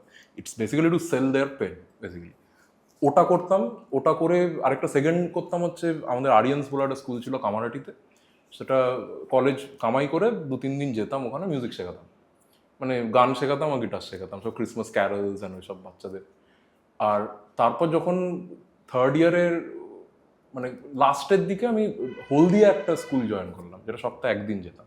তো তখন বেশিরভাগই গান বাজনা প্র্যাকটিস করছি, অ্যাসাচ কোনো ব্যান্ড নেই, মানে প্রফেশনালি কোনো ব্যান্ড নেই, কিন্তু এই টুকটাক সাইড ইনকামগুলো করতাম, বাইরে টিউশন করতাম। করতে করতে কোনো একটা সময় মানে মনে হলো যে মানে এটা চলতে পারে না, মানে this can't sustain me anymore. তো তখন ভাবলাম যে কোথাও একটা মানে একটু ভালো কোনো ব্যান্ডে বাজাতে হবে যেখান থেকে মানে অ্যাটলিস্ট কিছু টাকা পয়সাও আসে, একটু পরিচিতি আসে, একটু কানেকশনস হয়, because I stay in like the very other part of the city which is not a very active part in terms of the industry. ওটা দূরের 2 ঘন্টা দূর শহর থেকে। তো আমাকে জানতাম যে আমাকে এই সাইডটাতে যেভাবে একটা আসতে হবে। তো ওই করতে করতে একটা কম্পিটিশন আমরা জিতলাম, তো ওই ব্যান্ডটা ওই ব্যান্ডটা তখন Atlas। টুকটাক যেতাম। তো ওখানে গাবুদার সাথে আলাপ হলো, গাবুদা জাজ করতে এসেছিল, আমরা জিতলাম। ওই আমাদের নিজেদের একটা গান বাজিয়েছিলাম, মেটালিকার একটা ফ্রান্টিক বলে একটা গান আছে, সেন্ট অ্যাঙ্গার বলে একটা অ্যালবামে, ওটা করেছিলাম। গাবুদার খুব ভালো লেগেছিল, গাবুদার রক গান বাজনা ভালোবাসা এখন। তো গাবুদার সাথে তখন আলাপ হলো, ফোন নাম্বার এক্সচেঞ্জ হয়েছিল। গাবুদা এক আধবার ফোন করে বলতে বাজাবে কিনা। আমি তখন ফোন একটা অদ্ভুত ছিল যে আমি ফোন তো দেখতাম না ফোন কোথায় থাকতো। গাবুদা এরকম 2টো ব্যান্ডে আমার ফোন করে পায়নি, তো অন্য কেউ বাজিয়েছে। তা আমি ঠিক তারপরে ফোন করে বলতাম, গাবুদা তুমি ফোন করেছো? বলছে হয়ে গেছে সব, কর তুই ফোনটা বাবু ঠিক করে ঠিক জায়গায় রাখ। তারপর গাবুদা ফার্স্ট ওই সাথে কথা বলতে রিগমব বলে একটা ব্যান্ড, যেটা হচ্ছে বেসিক্যালি আমি, গাবুদা, পাঙ্কুদা, মিশেল, সুদীপ্ত কিবোর্ডে, আমরা এরকম 5-6 জন মিলে একটা ইংলিশ ব্যান্ড ছিল, আমরা সামপ্লেসেলস বায়ানো স্টার্ট করলাম। সেটা করতে করতে আমার সাথে অ্যাকচুয়ালি মানে সবার একটু আলাপ শুরু হলো, বিকজ সামপ্লেসেলসে সবাই আসতো, দেখতো, কারোর একটু বাজনা ভালো লাগলে তার সাথে একটু আলাপ হতো। এই কথা বলতে বলতে গাবুদা লক্ষ্মী ছাড়া বায়ানোর কথা বললো, ওই ঠিক 1-1.5 বছরের মাথায় বললো যে এরকম আমাদের আগে বোধহয় জোজো ইয়ন স্যাম্পল বলে ব্যান্ডটা জোজো বায়াতো, বললো যে তুই যদি বায়াস তা ভালো হয়। হ্যাঁ একদম। ওটা করলাম। লক্ষ্মী ছাড়া করার ঠিক আগে মাঝখানে পরশ পাথর বলে ব্যান্ডটা আবার রিফর্ম হয়েছিল। সেটা অয়নদা, আমি, বাচ্চা, হ্যাঁ বাচস্পতি ছিল, প্রণব ড্রামসে ছিল। তা আমরা সবাই মিলে আবার পরশ পাথর হলো, তারপর লক্ষ্মী ছাড়া হলো। এবার এটা করতে করতে ঠিক ছিল, আমার একটা নতুন চ্যাপ্টার লাইফে খুললো, which is like one of the best things that ever happened in my life was meeting Raghu Dixit. এবার আমার একটা এখনো হ্যাবিট আছে to send emails and reach out to people like there is no tomorrow. মানে আমার কোনো কিছু যায় আসে না টু আস্ক ফর ওয়ার্ক। তো এটা ওয়ান্ডারফুল, এটা এটা খুব শিক্ষণীয় সবার কাছে। এটা আমি প্রবাবলি মাইকেল জ্যাকসন আজ বেঁচে নেই, নয়তো ওনার ইমেলেও আমার একটা ইমেল যেতই। মানে there is no one left in the planet যাকে আমি স্প্যাম করিনি। কেউ তো আমাকে ব্ল্যাক লিস্ট হয়তো। আমি এই জায়গাটা আসবো কারণ তোর কাছ থেকে ওর জানি না, আমি জানি গোগল তোর এই যে রক অন হলো, তারপরে তোর সাইডটা একটু বল, এই এত অবধি মানে মিলিয়ে দেয় একটু কিভাবে অ্যাকচুয়ালি আমার এত ভালো লাগছে এটা শুনতে, কারণ ইটস ভেরি সিমিলার। মানে আই হ্যাড অলসো ডেয়ার্ড যখন মাইক পর্টনার ড্রিম থিয়েটার ছেড়েছিল, আমি জন পেট্রিসকে মেল করেছিলাম যে আমি জয়েন করতে চাই ড্রিম থিয়েটার, আর আমি বাজাতে পারবো জিনিসপত্রগুলো। ম্যানিফেস্টেশন কিন্তু আমরা গেছিলাম, অদ্ভুত, আমরা একসাথে গেছিলাম। বল, বাবাই ফার্স্ট দেখিয়েছিল ড্রিম থিয়েটার। তো বেসিক্যালি আমরা লাইভ শো প্যারিসে তখন আমরা এটাই রকনের মধ্যেই বেসিক্যালি। তো ততক্ষণে তুই বেরিয়ে গেছিস। তো রকনের টপ 3টে ব্যান্ড, মানে টপ বেসিক্যালি 18 জন মিউজিশিয়ানস পড়ে আছে last, out of the 70 people. Top 18 musicians পড়ে আছে। এবার এদের 3টে ব্যান্ড হবে, 6 জন করে। তো তার আগে একটা ব্রেক, তার আগে তো তুই জানতিস আমরা প্রায় 2-2.5 মাস তো বাড়ির সাথে কোনো কন্ট্যাক্ট নেই, বাড়িতে সবাই খুশি, গোগলের সাথে কন্ট্যাক্ট নেই। তো আমরা সেই ফিরেছি সেই ব্রেকে, তখন বাবা জাস্ট ট্যুর করে ফিরছেন। তো প্ল্যান হলো যে আমরা ইউরোপে ঘুরতে যাব, মানে ইউএস থেকে ট্যুর করে। বাবা ইউএস থেকে মানে ইউরোপে আসবেন, আমি, মা আর বোন আমরা এখান থেকে যাব। আমাদের এখনো এভাবেই মোটামুটি ওইগুলো প্ল্যান হয়। বাবার যখন ট্যুর শেষ হচ্ছে বা মানে কোনো একটা টাইমে ফ্রিতে, যখন মাও ফ্রি থাকবে, স্কুল থেকে ছুটি পাবেন, তো আমরা এরকম একটা টাইমে যাবো প্ল্যান করছি। এবার আমি জাস্ট, আমার মনে আছে র্যান্ডামলি বাড়িতে সার্চ করছি যে বাবা আমরা তো ইউরোপে যাচ্ছি প্রথমবার, ফার্স্ট টাইম ইউরোপ যাচ্ছি, 2009 ওই সেপ্টেম্বর অক্টোবরের টাইমে। তাই বলছি যে একবার দেখবো কোনো ভালো শোজ হচ্ছে কিনা ইউরোপে, জাস্ট চেক করবো। ম্যানিফেস্টেশন বললি, পিওর ম্যানিফেস্টেশন। কিন্তু আমি কিন্তু মনে মনে ভাবছি যদি লিঙ্কিন পার্ক বা ড্রিম থিয়েটার বা সিস্টেম অফ আ ডাউন, মানে কারণ আমি ওসব শুনছি, যদি একটু পেয়ে যাই, মানে কাউকে টুল পেয়ে যাই, মানে তাহলে মানে আশেপাশের মধ্যে তাহলে খুব ভালো হয়।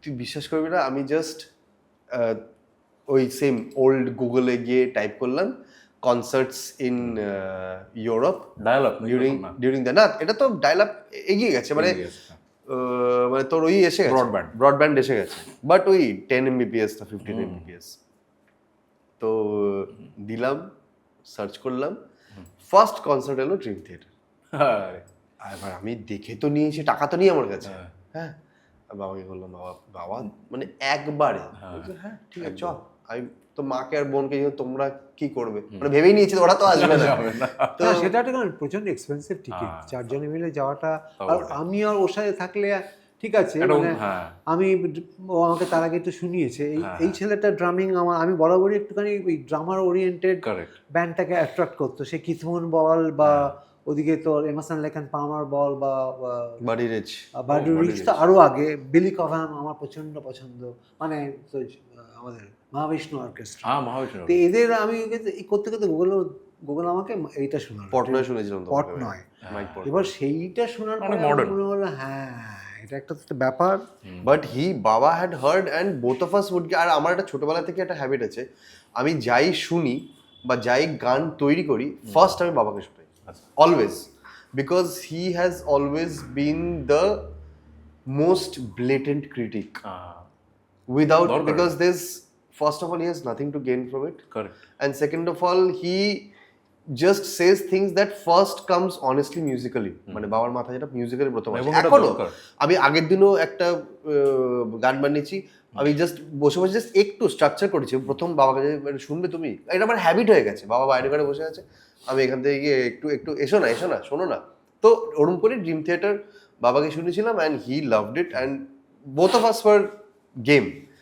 তো আমরা সেভাবে মানে ড্রিম থিয়েটার দেখলাম মানে ফার্স্ট ড্রিম থিয়েটার এক্সপিরিয়েন্স করলাম অ্যান্ড এবার অ্যাকচুয়ালি সার্কেল অফ লাইফ হচ্ছে যে কলকাতাতে ড্রিম থিয়েটার আসছে আমি বাবাকে নিয়ে যাচ্ছি এবার যাই হোক তো এবার না ওই জায়গাটা আমি একটা কথা বলি মানে এই যে হোয়াই ড্রামার্স মানে আমি ড্রামারের দিক থেকে বলছি একটা ব্যান্ডের পুরো এরকম ব্যাকবোন আমরা বলি না যে ড্রামার সবাই ব্যাকবোন কিন্তু ড্রামার মানে একদম এদিক ওদিক হয়ে গেলে ড্রামার একটা প্রোগ্রামকে কিন্তু বার করেই দিতে পারে যদি I have no disrespect for other musicians they are all great কিন্তু আমার সবসময় মনে হয়েছে যে একটা ভালো প্রোগ্রাম সে ক্লাসিক্যাল বল সব কিছু বল একটা তাবলা প্লেয়ার কিন্তু একটা খুব অর্ডিনারি একটা প্রোগ্রামকে কিন্তু এখানে নিয়ে যেতে পারে তার জ্বলন্ত উদাহরণ আমি অনেক বড় বড় তাবলা প্লেয়ার বাজানো দেখেছি খুব অর্ডিনারি মিউজিশিয়ানদের সাথে তো সেরকমই এই যখন এই প্রোগ্রামটা শুনতে গেলাম একটা অদ্ভুত ঘটনা ঘটল সেটা হচ্ছে cartoon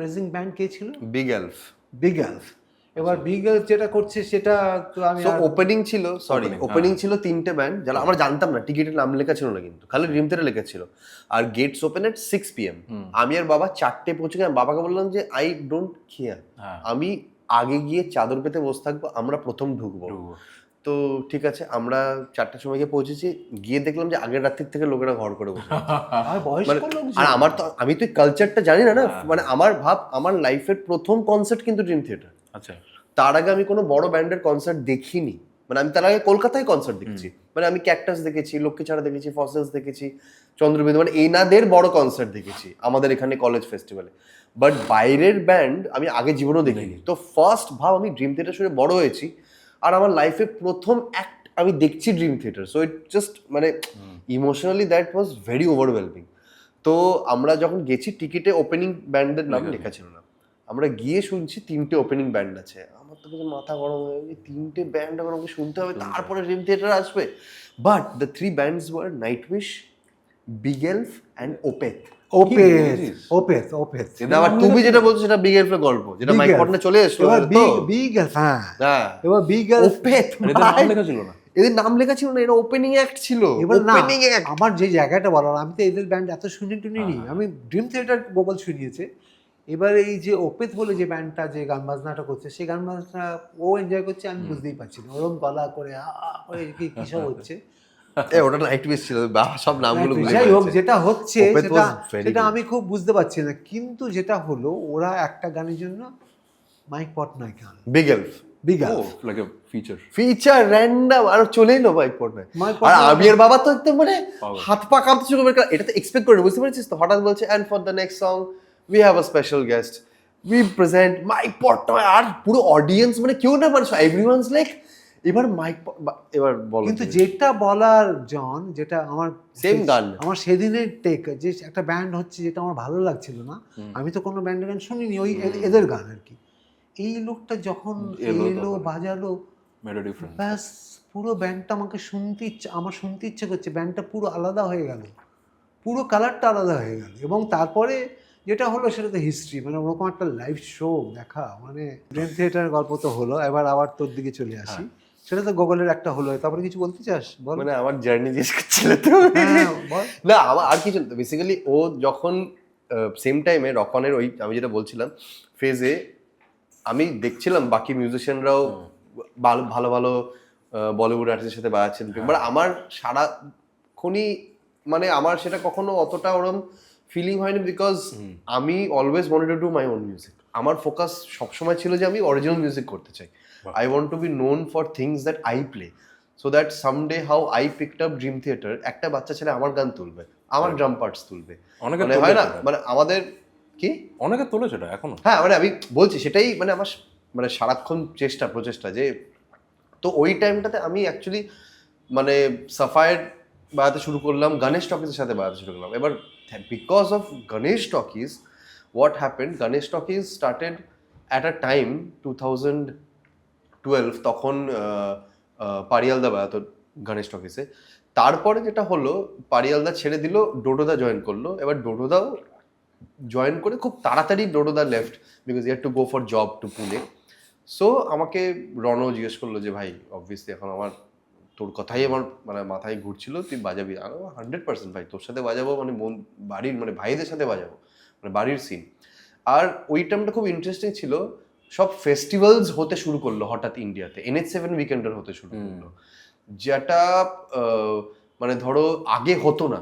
So we are the first generation of musicians in the country national festivals গুলো who played the first festivals in India. মানে আমরা হচ্ছে প্রথম জেনারেশন যারা উইকেন্ডার বাজিয়েছে। মানে ভাব না, মানে বাকি মিউজিশিয়ানরাও তো সেই ভেবেই মিউজিক শুরু করেছে, বাট আমাদের generation thanks to our previous generation, because মানে আমার একটা জিনিস খুব বিশেষ করে বাবা এটা আমি জাস্ট বলতে চাই, বল, যে অনেক লোকে বলে না যে এটা লাইফে প্রথমবার বিগেস্ট ট্যুর, এটা ইন্ডিয়াতে প্রথমবার হচ্ছে, পৃথিবীতে প্রথমবার হচ্ছে, কলকাতায় প্রথমবার হচ্ছে, বম্বেতে প্রথমবার হচ্ছে। আমার মনে হয় না কোনো জিনিসই প্রথমবার বলে কিছু হয়, এভরিথিং ইজ অ্যান এভলিউশন। একটা মানে নন্দন কাকু একটা টাইমে কিন্তু কলকাতায় ড্রাম না বাজালে আমাদের জেনারেশন ড্রামার্সরা তৈরি হতো না। It's a trickle down effect, it's not that you are the best, you are one step in the evolution. তুমি আরেকজন, তুমি একটা সিঁড়ি, মানে আমাদের জেনারেশনও একটা সিঁড়ি। আমাদের পরে যেরকম এখন যারা বাজাচ্ছে, আবির বল, রোহান বল, মানে কলকাতা যারা বাচ্চা ছেলেরা খুব ভালো ড্রামস বাজাচ্ছে, সুপ্রতিম, এরাও কিন্তু আরেকটা সিঁড়ি। এরা হয়তো এমন একটা জিনিস ক্র্যাক করবে যেটা আগের জেনারেশন ক্র্যাক করেনি। That does not mean they are the first, they are another step. যেরকম মানে অনেক ট্যুরে শুনি না যে ইন্ডিয়াতে প্রথমবার 30 সেকেন্ডে টিকিট সোল্ড আউট হয়ে গেছে, এরা জীবনও ইন্ডিয়াতে হয়নি, কারণ ইন্ডিয়া ওই জায়গায় তখনও পৌঁছায়নি। এটা 1960 সালে হতে পারতো না। So everything is an evolution. সেই এভলিউশনে আমরা ফেস্টিভ্যালস বাজাতে শুরু করলাম, সব মিউজিশিয়ানদের সাথে দেখা হলো, NH7 উইকেন্ডার গেলাম, জিরো ফেস্টিভ্যাল গেলাম, দাম্বুক ফেস্টিভ্যাল গেলাম, দিল্লিতে বাজাতে শুরু করলাম, লিভাইস ফেস্টিভ্যালস করতে শুরু করলো। তো ওই গণেশ টকিজের জন্য অনেক মিউজিশিয়ানদের সাথে দেখা হতে শুরু করলো। তো এখন যেই বন্ধুদের আমার ইন্ডিপেন্ডেন্ট সার্কিটে, ব্যাঙ্গালোরে হোক, দিল্লিতে হোক, লুধিয়ানাতে হোক, চেন্নাইতে হোক, কোচিতে হোক, গুয়াহাটিতে হোক, ইটানগরে হোক, জিরোতে হোক, মানে দাম্বুকে হোক, বম্বে তো আছেই অবভিয়াসলি, সব তৈরি হয়েছে কারণ ওই টাইমে আমরা ইন্ডিপেন্ডেন্ট মিউজিকটাকে পুশ করছিলাম ইন্ডিয়াতে। We were doing original music and we were, কারণ প্যারালালি কিন্তু আমিও দেখছি যে এ কিন্তু একটা কোনো বলিউড মিউজিকের সাথে সাথে বাজাচ্ছে, এবার বাইরে ট্যুর করছে, ওই করছে। আমার সেটা ইচ্ছে হতোই ডেফিনেটলি, বাট আমি সবসময় চাইতাম যে একটা বন্ধুদের সার্কেল হয়, যে জন্য which is now what I am coming to, যে জন্য নিকিতার সাথে বাজাতে এত কেন ভাল লাগে, কারণ আমার ভাইয়েরা আছে ব্যান্ডে, জন আছে, পুটাই আছে। ও সবসময় বলে যে নিকিতার ব্যান্ডটা যখন বাজাই তখন মনে হয় না যে কারুর সাথে বাজাচ্ছি, এটা মনে হয় যে আমরা বাজাচ্ছি। একদম। আর নিকিতাও তেমনই মানে হ্যাঁ। ওকে চিনি ধরো আমি ক্লাস 7-8 থেকে, মানে ডিরেক্টলি তো ওর চিনি না, আমি দেবদীপের থ্রু দিয়ে ওকে চিনি। বাট আমি ওর তখন শুনতাম নিকিতার গান, আমি বুঝতে পারতাম যে খুব ট্যালেন্টেড একজন গায়, বাট তার সাথেই এখন একসাথে আমরা ট্যুর করব, এটা আমার খুব সারিয়াল লাগে। বাট সামহাও কোথাও না কোথাও মনে হয় যে তুই ডিপলি যেটা চাইবি, somehow universe figures out a way to give you something close to it. Now your passion is what breaks that mould. তোর হার্ডওয়ার্ক আর প্যাশন ওই ইউনিভার্সের গিফটটাকে ভেঙে একটা বড় কিছু তৈরি করে। অ্যান্ড হ্যাঁ, মানে সেখান থেকেই ওর সাথে দেখা হওয়া, এবার ওর মানে আবার দেখা হবে। আবার বারবার দেখা হয়। এটা আমরা অ্যাকচুয়ালি আমরা না বাজালে একসাথে, আমি ওর সাথে ধরো 2012-13 থেকে সারাক্ষণ ফোনে একটা ডিসকাশন হতো, একটা ডিসকাশন আমাদের আমাদের গারমাস হতেও তোকে আমি দেখেছি ওইখানে, ওই সোদপুরে সোদপুরে ওই মাঠে বাজিয়েছিলাম না, তুই তুই কি একটা দিয়ে গেলি গোগলকে, পানিহাটি পানিহাটি উৎসব। ফেস্টিভ্যালে। আমি স্টিক্স আনতে বলে গেছিলাম। মনে আছে। তো কিন্তু একটা ডিসকাশন বাবা, যেটা এবার তুই বলবি, বাট একটা ডিসকাশন জনের সাথে এখন আমাদের মেসেজ চেক করলেও সবসময় পাবে, যে একটা কথা বারবার হতো যে আমরা কবে একসাথে কিছু করবো ভাই। এই লাইনটা খালি জন লিখতো, আমি ওকে লিখতাম যখন ও you had mutual respect for each other as a musician. সেটা আমি বলতে পারবো না। বন্ধুত্বটা সব জায়গায় হয় না, আমি এটা খুব অনেস্ট দেখ, সিরিয়াস এবার- নোট না, আমি বলছি। সিরিয়াসলি বলছি, মানে তুই একটা জায়গায় Respect আপগ্রেড আমি জানি না করছিস, কতটা।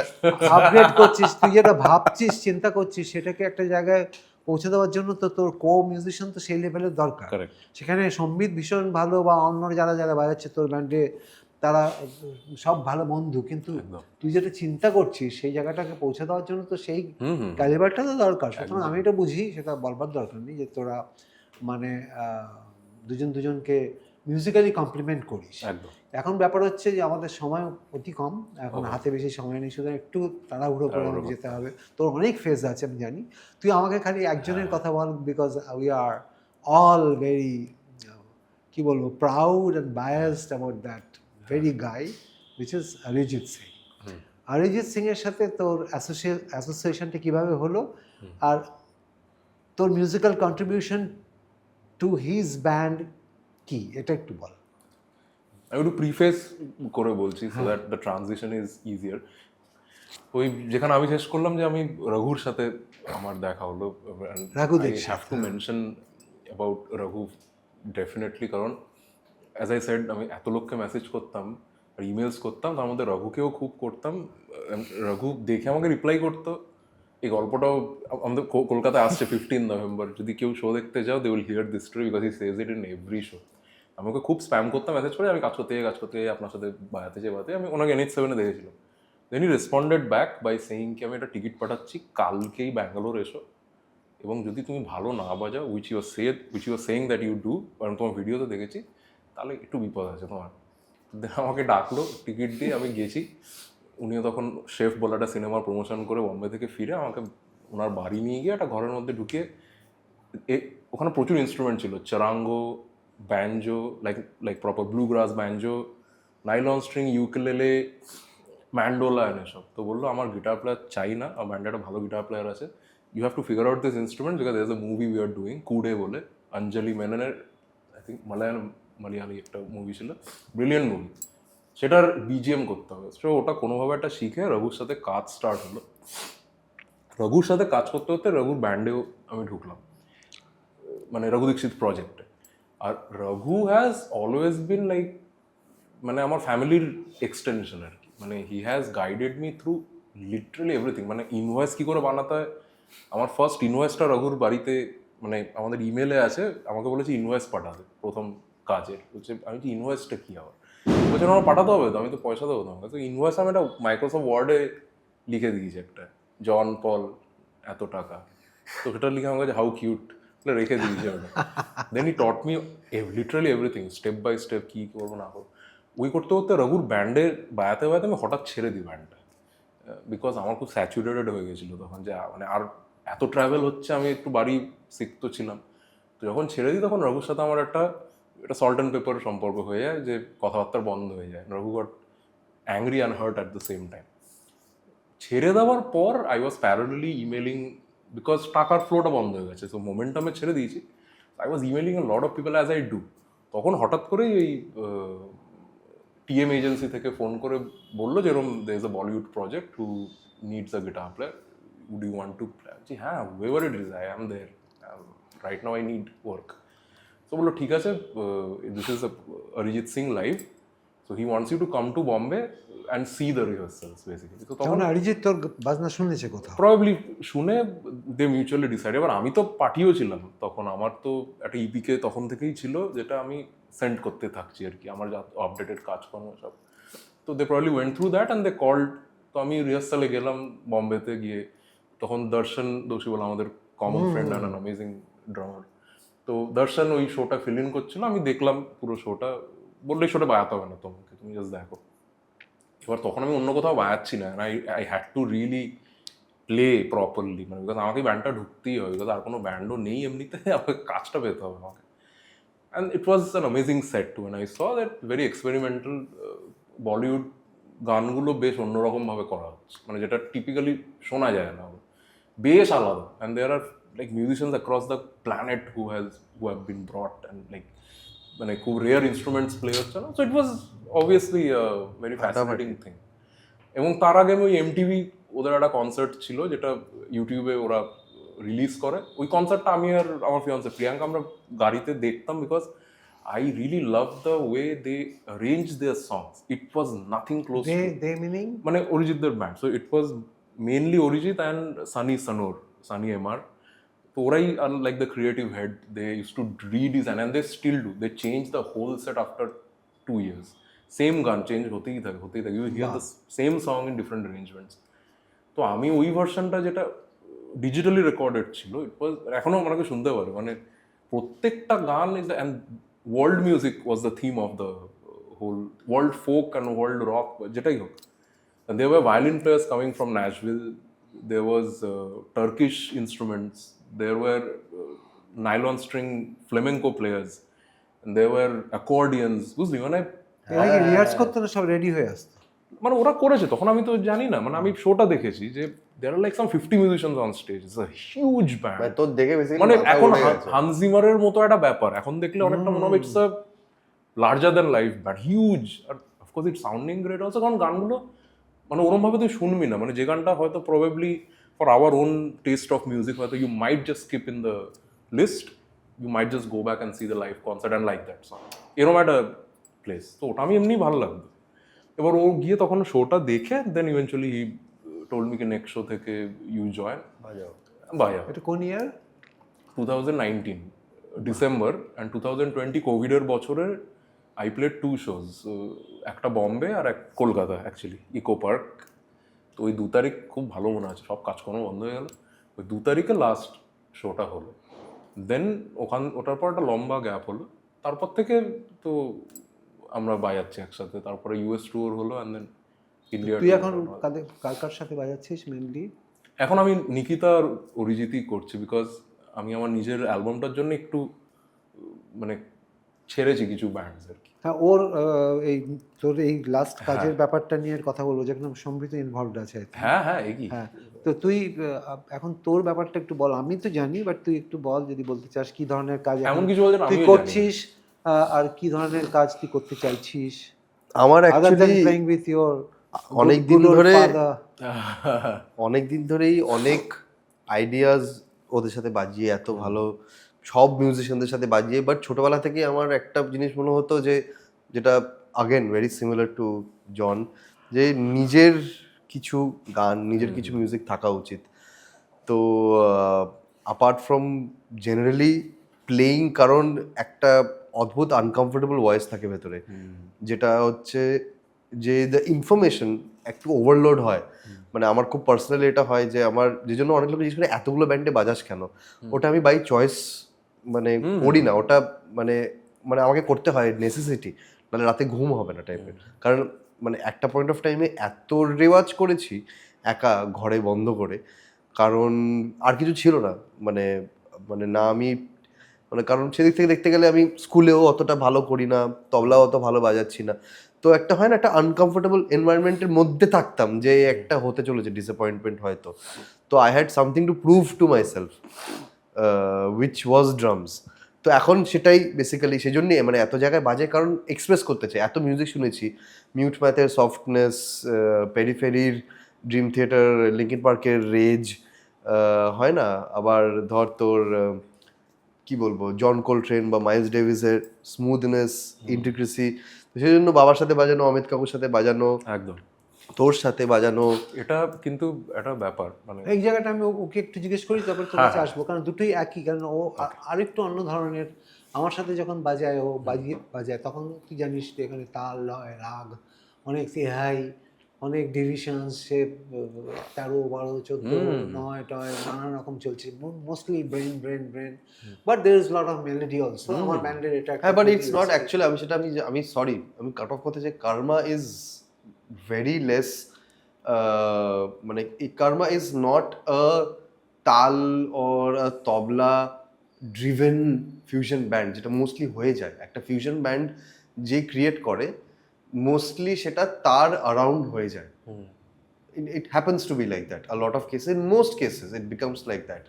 But I feel Karma is the, মানে যেটা আমি এখন অনেস্টলি আমার বাবার ব্যান্ড বলে বলছি না, মানে আমি ধর যদি লেম্যান হতাম যে শুনছে, কার্মা ইজ আমার মতে শোনা the only fusion band which has focus on গ্রুভ and melody and a সুর, যেটা আমি হাঁটতে হাঁটতে গাইতে পারবো। অনেক ফিউশন ব্যান্ডে সেটা হয় না, যে তুই, because it mostly fusion band আমি যেটা দেখি, it's a very lazy way of earning money, where musicians call Western musicians and classical musicians to jam on stage, which is not something that I have grown up seeing.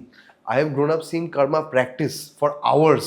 Composition তৈরি করছে, এখনো show থাকলে এটা আমি 4-5 দিন practice করতে হবেই। করি, যে পুরোনো কম্পোজিশন হলো আবার বসে পুরোটা করি না, এমন একটা জায়গায় বেরোয় যেটা আমরা বলি এটা রাখ।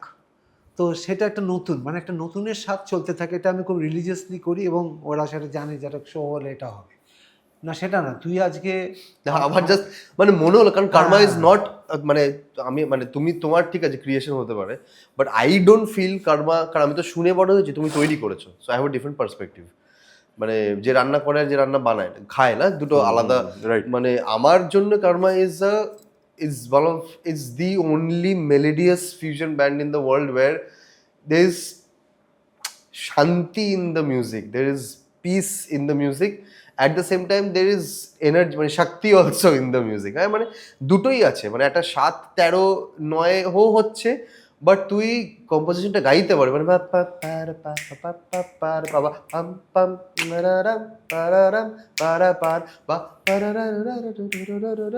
মানে আমি গাইতে পারবো গানগুলো।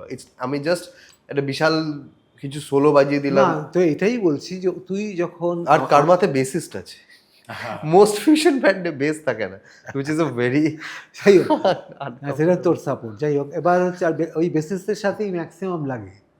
এটা একটা ড্রামারদের কেন হয় বলতে, বেসিসদের সাথেই যত ঝগড়া, যত ঝামেলা, হ্যাঁ একটা আছে। এটা আমি আগেও দেখতাম যে ড্রামার মলাই ড্রাম আর লুর সাথে, মানে ওর সাথে একটা চলছি বাদিকে।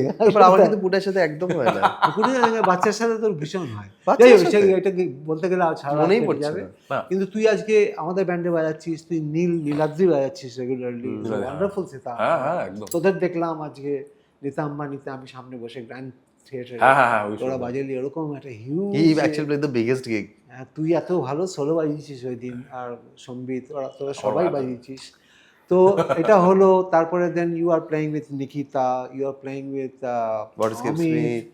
এত অমিত কাকু, তারপরে তোর আমাদের কি জন, তোর সাথে বাজাচ্ছে বিশ্বদীপ, এই যে সব বাজাচ্ছিস, মানে এটা কি, মানে তুই কিভাবে তোর মাইন্ডটাকে করিস, মানে তুই কি অ্যাডাপ্টেবিলিটি এইভাবে যে ওরা এটা চাইছে আমি করে দেবো, নাকি ইউ গিভ ইউর? না, অ্যাকচুয়ালি আমার কিন্তু ওরম করে, খুব অনেস্টলি আমি বলছি, এটা আমি জ্ঞান দেওয়ার জন্য বলছি না, তো মনে করুন আমি জ্ঞান দিতে চেষ্টা করছি। আমার অ্যাকচুয়ালি মনে হয় না যে জনরাস বলে কিছু এক্সিস্ট করে, কারণ every music has one energy, এবার সেই এনার্জিটাকে তোমাকে জাস্টিফাই করতে হবে, দ্যাটস ইট। মানে কারণ আমি অমিত কাকুর মধ্যে কিন্তু ওই প্রোগ্রেসিভ মেটাল এনার্জিটা পাই অতটাই, যতটা আমি কার্মাতেও পাই ইন সার্টেন এলিমেন্টস। বাট এমন না যে আমি সব জায়গায় এক জিনিস বাজাচ্ছি।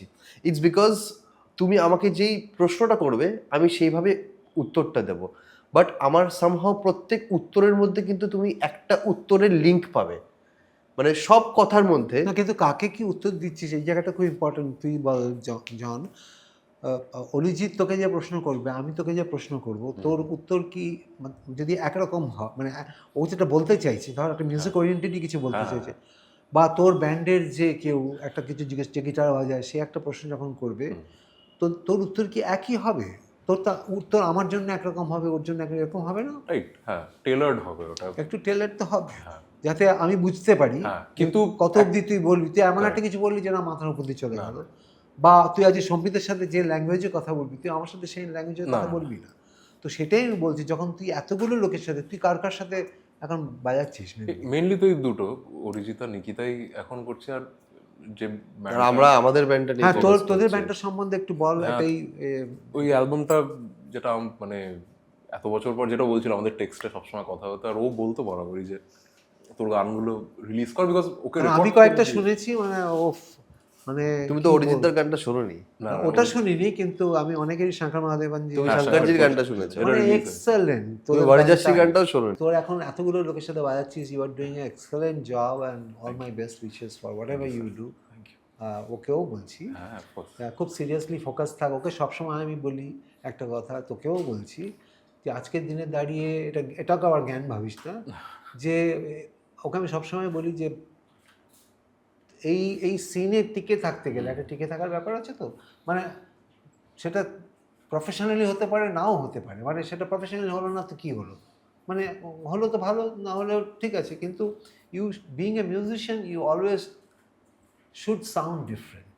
কারেক্ট, একদম। এইটা আমি সবসময়কে বলি, মানে তোকে শুনতে আসবে কেন? আমি সঙ্গীতকে সব বলি, তুই আরেকটা ড্রামার, আর যে ড্রামার তো পৃথিবীতে প্রচুর আছে, তোর মধ্যে যদি এতটুকু থাকে, আমি এটা কোথাও পাচ্ছি না, আমি সঙ্গীতের মধ্যে ওটা পাই, আমি ভিড় করবে। এটা আমি আজকে অরিজিতের এই গলাটা, এত লোক আজকে কেন অরিজিৎ সিং, সবাই তো গান করছে, আজকে অরিজিৎ সিংকে কেন লোকে করছে? তোর বাজনার মধ্যে কিন্তু এই এলিমেন্টটা আমরা কিন্তু দেখতে পাচ্ছি। ও যখন শোনালো আমাকে তোর প্রজেক্টের ব্যাপার, এই যে প্রজেক্টের একটা সাউন্ডস্কেপ তোরা করেছিস, তো এইটা তোর প্রজেক্ট সম্বন্ধে একটু বল। হ্যাঁ, ওটার আগে আমি একটু অকওয়ার্ড হয়ে যাবো আমরা এখন আমি যেভাবে কথাটা বলবো ওর ব্যাপারে, কারণ এটা বলা দরকার। কি হয়েছে? যে না, বলবো তোর ব্যাপারেই বলবো। তো সম্বিতের একটা মানে প্রচণ্ড ইউনিক সাউন্ড আছে। এটা একটা টেকনিক্যালি আমি দেখতে পেয়েছি, একটা অফকোর্স যে ওর যে ভার্সেটালিটিটা যেটা, সরি আমাদের এক ভালো কথা ওর একটা যে স্যার একটা মানে রেঞ্জ আছে, উইচ ইজ ওটা রেয়ার। ওটা মানে একটা লোকেরই অতগুলো জিনিস করা, অতগুলো স্টাইল ওইভাবে বানানোটা খুব ডিফিকাল্ট। এবং আমি টেকনিক্যালি কেন বলছি, আমার অ্যালবামের 6টা গান আমি একটা ইটালিয়ান ড্রামারকে এনেছিলাম এখানে এসে, আমার সাথে সে ছিল, অ্যান্ড উই রেকর্ডেড ব্লুপার হাউসে 6টা গান। আর সম্বিত 2টো গান রেকর্ড করে 2017-ish অন্য কিছু হয়। এবার আমি আর সায়ন যে রেকর্ড করেছে, যখন বসে we were quantizing the drums, not hard quantize, মানে ওটাকে একটু তালে আনছিলাম, যেগুলো একটু ফিলের চোটে বাইরে বেরিয়ে গেছে। ওটা সায়নকেও জিজ্ঞেস করবো, মানে আমরা দুজনে মানে যখন করছি তখন বোঝা যাচ্ছে, দেখো এটা জন, দেখো এটা সম্বিত বাইছে, বোঝা যাচ্ছে, because there was a wave, মানে যে নড়ছে না যেভাবে, আমরা হিন্দিতে বোধহয় লাচক বলে জিনিসটাকে, চালান না। হ্যাঁ, ওটা মানে when he played it was like লাচাক হচ্ছে ওই ডাইনামিক। হ্যাঁ, ওটাই, মানে তোর ড্রামসটা না একটু ব্রিথ করছে, বুঝলি, মানে একটা বাউন্স আছে, which was adding so much. And মানে যে সেটটা আমি করার চেষ্টা করছি সেটা মানে ও ছাড়া কোনো মানে সম্ভবই না। হ্যাঁ, তার নাম কি, ওটাই আছে। কিভাবে হলো? তো ওটা dedicated the entire thing to your mother. হ্যাঁ, আমার মা চলে গেছে 3-4 মাস হয়েছে। তো এই অ্যালবামটাই মাকে উৎসর্গ। কি নাম দিয়েছিস? কল্পনা। তোর মার নামে? আমার মায়ের নামে। কারণ মা খুব মানে মায়ের কিছু মানে সুপারম্যান ভাবতো আমাকে আর কি, যেরকম মায়েরা ভাবে।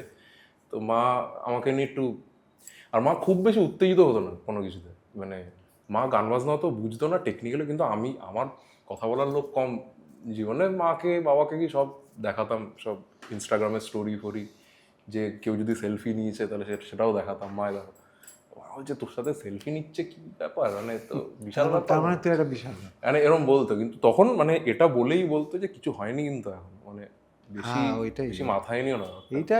এইটা আমিও খুব স্ট্রংলি মনে করি। আমি ওর ব্যাপারেও এটা সবসময় মনে করি যে এরকম এই জার্নিটা না, এটা আমার ছেলে পাঠিয়ে দিচ্ছে, শুনি টুনি, আমি ওর ব্যাপারেও সেটা বলি, আমি বললাম, ফাটাবার এখন অনেক দূর যেতে হবে, বাট ওটা বহুদূর যেতে হবে।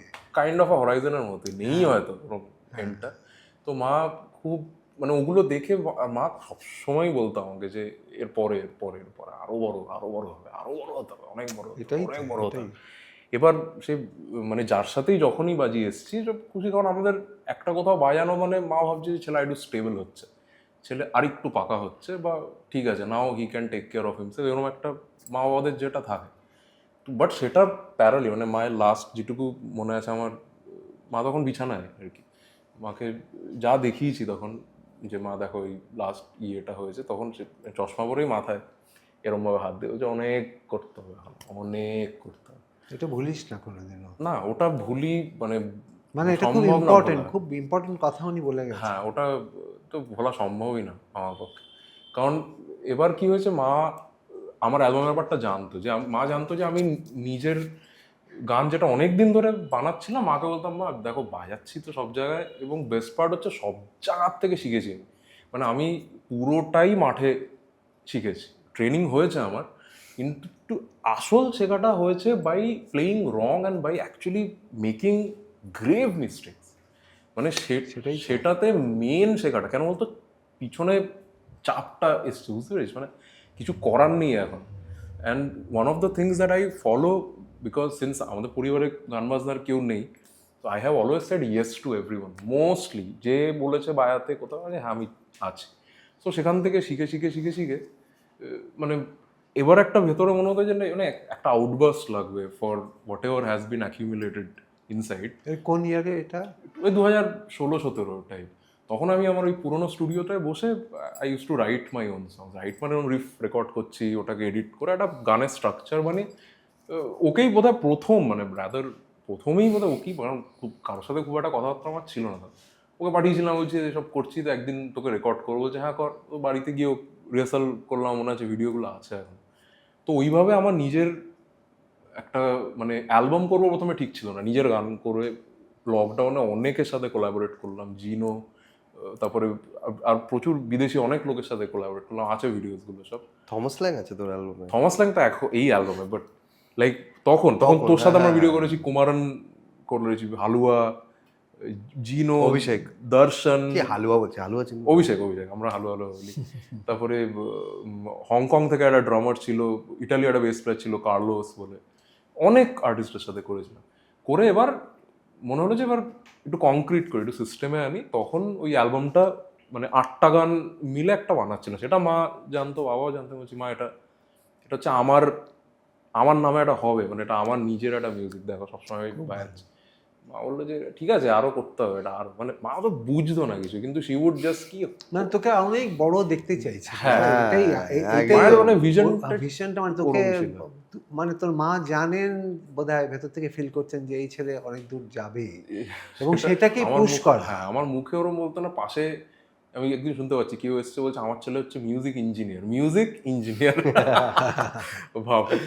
তো এই ব্যান্ডটা একটু সাউন্ডস্কেপ বল, কারণ আমাদের একটু তাড়াতাড়ি ওয়াইন্ড আপ করতে হবে। না আমার খুব ভালো লাগছে তুই বলছিস, আই এম সরি যে একটা সময়ের ব্যাপার থাকে। হ্যাঁ মানে শুনতে খুব আমি তো দেখতে পাচ্ছি জিনিসগুলো, এই জন্য edit on the spot edit করতে হচ্ছে। তো মা ওরম এবার ওখান থেকে এটা মাকে ইয়ে করা, কারণ যেই সময়টা মা চলে গেল তখন আমি পুরো প্রসেসটার মাঝখানে, যে আমি actually I have started pitching it to people, I have recorded everyone, Shankarji থেকে শুরু করে Arijit, Raghu, and then Thomas Lang বাইরে থেকে, দেন অনেকে আরো বিভিন্ন মোহিনী, হ্যাঁ রিডু, মোহিনী, সবাই সম্বিত, তারপরে ওর গাই বনফিল্ড, আর জাস্ট আমাদের ব্যান্ডটাও তৈরি হচ্ছে একসাথে, আমরা তিনজন। ব্যান্ডটার লাইনআপটা তাহলে কি হবে? এতগুলো লোককে তো না এবার অ্যালবামে 20টা আর্টিস্ট আছে, মোর দ্যান। সেটা হলো এবার তোর অ্যালবামটা ধর তুই রিলিজ করলি, এবার আমি album, next your plan is to tour with this band and do concerts regularly. But what is the band? এবার হোয়াট ইজ দ্য আমরা ফার্স্ট কি নাম দিয়েছিস এখন? জন পল লাইভ, যেটা আমার সোলো প্রজেক্ট এটা। সো আমরা ফার্স্ট পারফর্ম করলাম অল অ্যাবাউট মিউজিক, যেটা বম্বেতে প্রত্যেক বছর হয়। সেখানে actually it's the point where everybody came together. এবার তার সেখানে কি কিরকম রিয়াকশন মানে চূড়ান্ত। খুবই ভালো মানে সেই দিন একটা কিছু অদ্ভুত, কারণ তার আগে অবধি, সরি ইন্টারাপ্ট করছি, না না বল কারণ এটা বম্বেতে হলো তো? বম্বেতে আমরা প্র্যাকটিস করছিলাম অরিজিৎ দাদেরই প্র্যাকটিস প্যাডে। অরিজিৎ দাও আগেন হ্যাঁ just gave his practice pad for free, মানে পুরো মানে ওনার ব্যাপারে এখন বলতে গেলে সবাই খুব help করেছে। অনেক শেষ হয়ে যাবে, মানে এরকম অনেক একটা হেল্প এসছে। ছেলে, সত্যি। সানি এমারের তরফ থেকেও হ্যাঁ, সানি খুব চূড়ান্ত help হেল্প করেছে। এসছে।